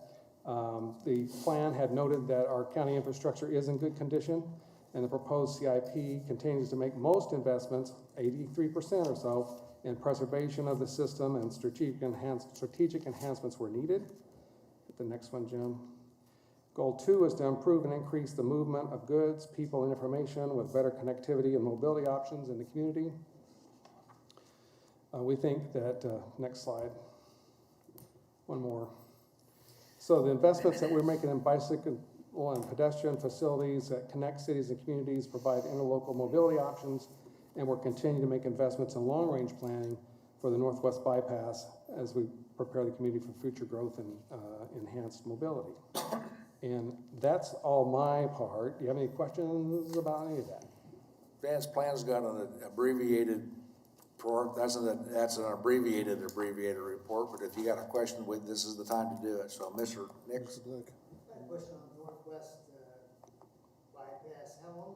$11 million a year. I think you said 10 plus 1, 11. It's $10 million over 5 years, so it's $2 million a year.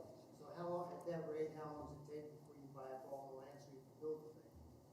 15 years. Dave Spears' back of the envelope calculations. I was hoping to be in my lifetime.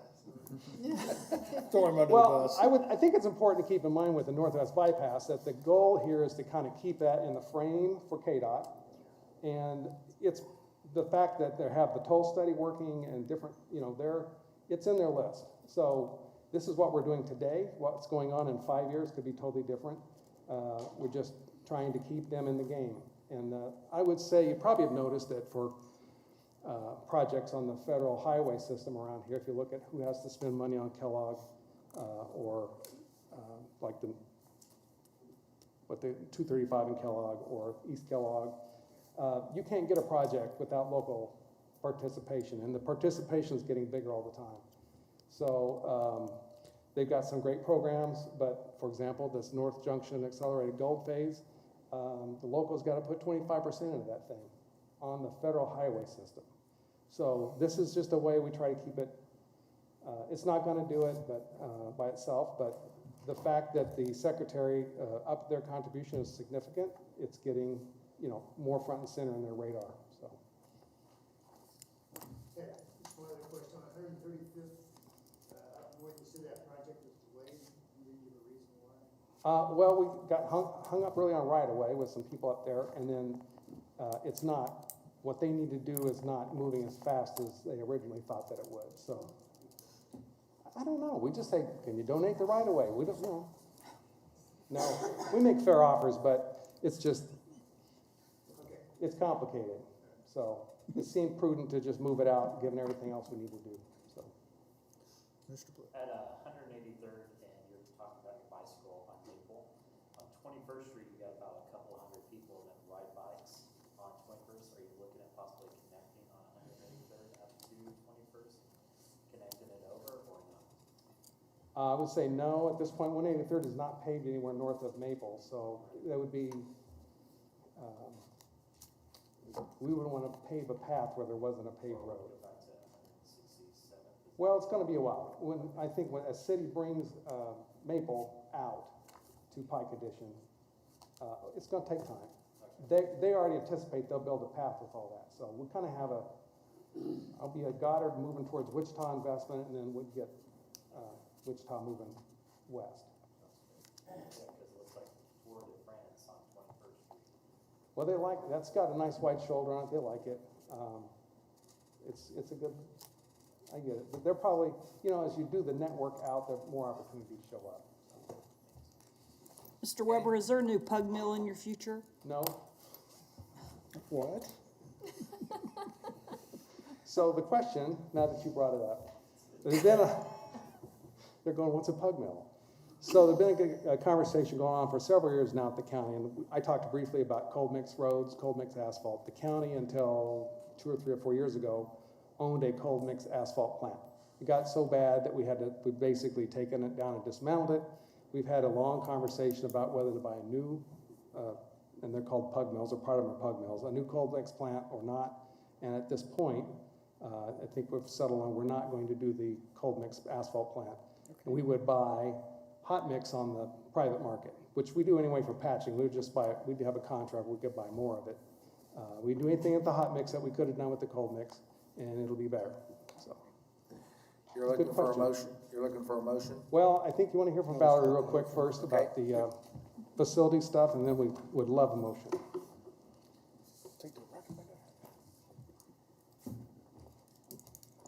Good evening. I'm Valerie Castor. I'm the Project Services Manager for Sedgwick County. I'm going to zoom through our 2021 to 2025 CIPs. We had a lot submitted when the economy was going great. So if you need me to slow down and answer any questions, please stop me, because I'm just going to keep going. All right. Category 1 is our highest priority, and/or it's consistent with our existing long-term preventative maintenance schedule. Next slide, please. On this one, we had the standard flood control system for the next 5 years. We have rotating roofs and parking lots. We had replacement of 5 outdoor warning devices, so tornado sirens. Every year there's finances set aside for 5 juvenile residential facility HVAC system replacements being done in 2021, or it's proposed to be done in 2021 right now. The main courthouse chiller rebuilds, we're breaking into 2 phases. Health department, we are going to redo the flooring because of tripping issues and et cetera. We are looking to do a new county election building for 2021.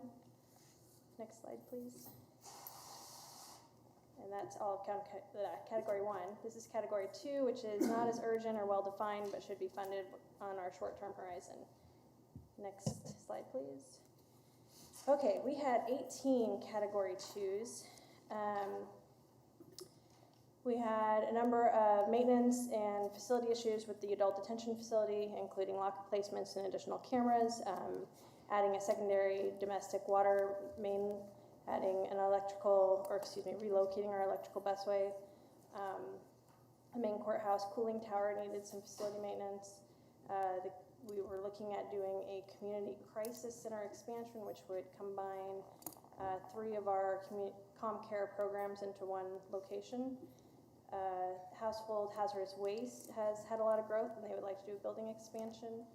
Emergency communications would like to do a remodel to match the growth of the community and their needs, so essentially the 911 call center. Public safety building would like to fence in their lot. CommCare would like to start a new peer housing program, which would require the purchase of 2 duplexes, or 2 houses with at least 4 bedrooms to allow for self-submittal for peer support, essentially. Next slide, please. Regional Forensic Science Center is requesting a DNA expansion. Sheriff's Office is requesting a new property and evidence annex as they've outgrown their current facility. Lake Afton Park has a number of pavilions that they're looking to remove and replace. Cottonwood Shelter at Sedgwick County Park is getting older and needs a facelift. The Boundless Playscape at Sedgwick County Park is reaching its age limit and is looking to need replacement. EMS wants to add a number of video surveillance and control systems to their facilities across the county. 2 facilities, bathroom facilities at Lake Afton Park are getting older and need some maintenance and updates. Next slide, please. Category 3, obviously following the trend, they're lower on the sense of urgency. And they're looking at starting the funding for the county admin bond out in 2024. The juvenile detention facility camera system, they would like some improvements to their existing system that they have now. Replace 4 gazebos at Sedgwick County Park, remove and replace. I think I misspoke actually on one of the items on category 2. I was thinking of this one. It was, I think I told you we were going to remove and replace a building that's just getting facelifts. Cottonwood Shelter, sorry. That's not a remove and replace, that was from 2, and we're just doing upgrades to that. The gazebos we're removing and replacing, supposedly, in another few years. There's a playground structure that needs to be removed and replaced at Lake Afton Park, and the emergency management room is requesting some updates to better suit the facility's needs. The health department facility, we're reviewing for updates across the board. The AFS facility would like to have some upgrades to their materials and finishes. EMS admin building would like a carpet upgrade. Sedgwick County Park wants to install a new dog fitness course and disc golf aspects. JRBR Ranch would like to do some similar space development. That's out at Lake Afton Park. And they would like to increase their campsite water hookups as well. Next, please. Finally, we have category 4, which is our watch list. These are also important items, and they just need a little bit more fleshing out and research. And that includes everything from our fire station, 37 relocation, historic courthouse, and main courthouse facade repair, adding a fire alarm to the TCAM,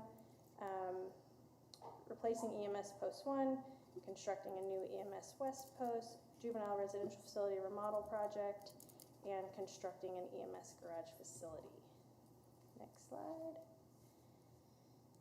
We would like to request that the Advanced Plans Committee recommend that the full MAPC find the proposed 2020 to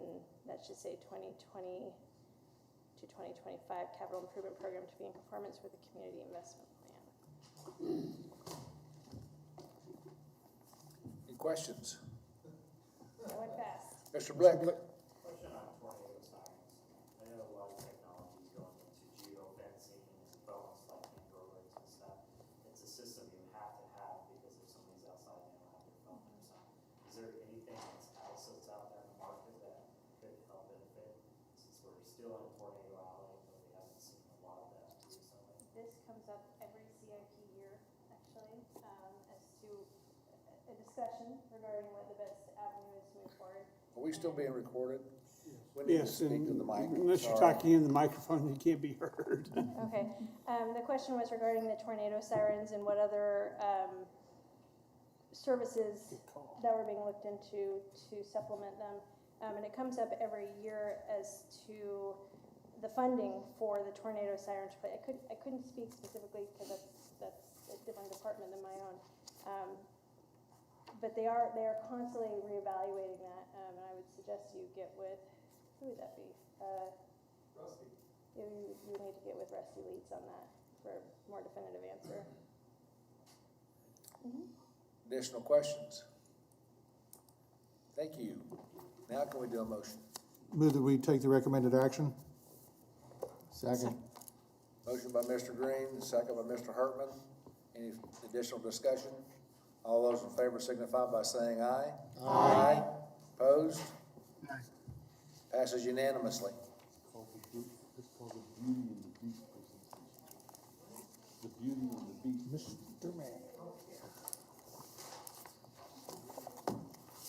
Kansas City. Good afternoon. I will be very brief. You guys have had a long day, and I appreciate your service. Mr. Chairman, I move, oh, no. First of all, let me tell you, this is what our CIP looks like. It's available online. I'm not going to go into the detail of this CIP. I'd be happy to if you have any questions or other times, but I'm just going to give you a high-level overview. So the elevator version of our CIP is aligned to the comprehensive investment plan. It's also aligned to city goals, which basically is to keep you safe and provide a livable community and a safe community. And finally, it was impacted significantly by the COVID virus, and so we've had to juggle some projects around, but generally speaking, it's very similar to the previous CIP. That's the elevator speech version. On the pie charts here on the left, you can see that about 40% of our CIP is water and sewer utility revenues, and the other large pieces are our portion of the county sales tax, general obligation at large, which is property tax funded, and special assessments. As you'll expect on the expenditure side, on the right-hand side, water and sewer, again, is about 40%, and then we're going to spend about $400 million on streets, about $300 million on special assessments, and then the remainder in a variety of categories. So on to the next slide there. COVID impacted us, similar to what the county said. We expect an impact on sales tax, which hurts us on freeways and roads. Our transient guest tax is a small portion, but that'll hurt us on cultural facilities maintenance. And finally, we expect at some point some impact on property taxes. We did defer 18 projects a year or two. Those are mostly routine projects, ongoing projects. I should disclose to you, though, that other projects, again, did move back and forth. That's the nature of any CIP. A lot of that's for timing purposes, for engineering reasons. Some of it's for funding reasons. So projects did move around a little bit. Okay, next slide. So again, we align to the community investments plan. We take that very, very seriously. To be perfectly frank, probably a lot more seriously than we have in 5, 6, 7 years ago. But we evaluate every project and its comparability to the comp plan, and that has a very significant impact on where it's prioritized and whether or not it even makes it into the CIP. Go to the next slide. Okay, the next two slides are the money slides for you, the ones that you probably really should care about. So what we do is we ask your staff, and Stephen Banks does a great job for us, to take our CIP and allocate it to your 3 categories of overall spending priorities. And based on his analysis, 57% is in the top maintenance category there, priority 1. And I would tell you that's even better than last year. I think last year we were at about 45%. So again, I think this is a reflection of how seriously we take this. So the next slide is your spending, your overall plan priorities. Again, 80% of our CIP is in your very high category. Now that's slightly down from last year. I think we were at 83% last year, but again, I think that's demonstrative of the commitment that we have made to the community investments plan and the priorities in that plan. We'll go and skip that one. So street maintenance is huge for our residents. It also obviously falls into priority 1 area. We have a lot of money in the CIP for street maintenance. $154 million over the 10-year period. Again, that's reflective of the feedback we get from residents that this is very important, but it also aligns to your priority 1. Public safety aligns to our city goal of keeping people safe. I think that's in the high priority area of the comprehensive investment plan. We've got about $100 million for public safety. That's police stations, fire trucks, equipment, things of that nature. Some of the other little highlights, we got about $12 million for bike and pedestrian projects. We coordinate that with the Bike and Pedestrian Advisory Committee. We do have $11 million in there for public art. That's based on a city ordinance that was adopted last year.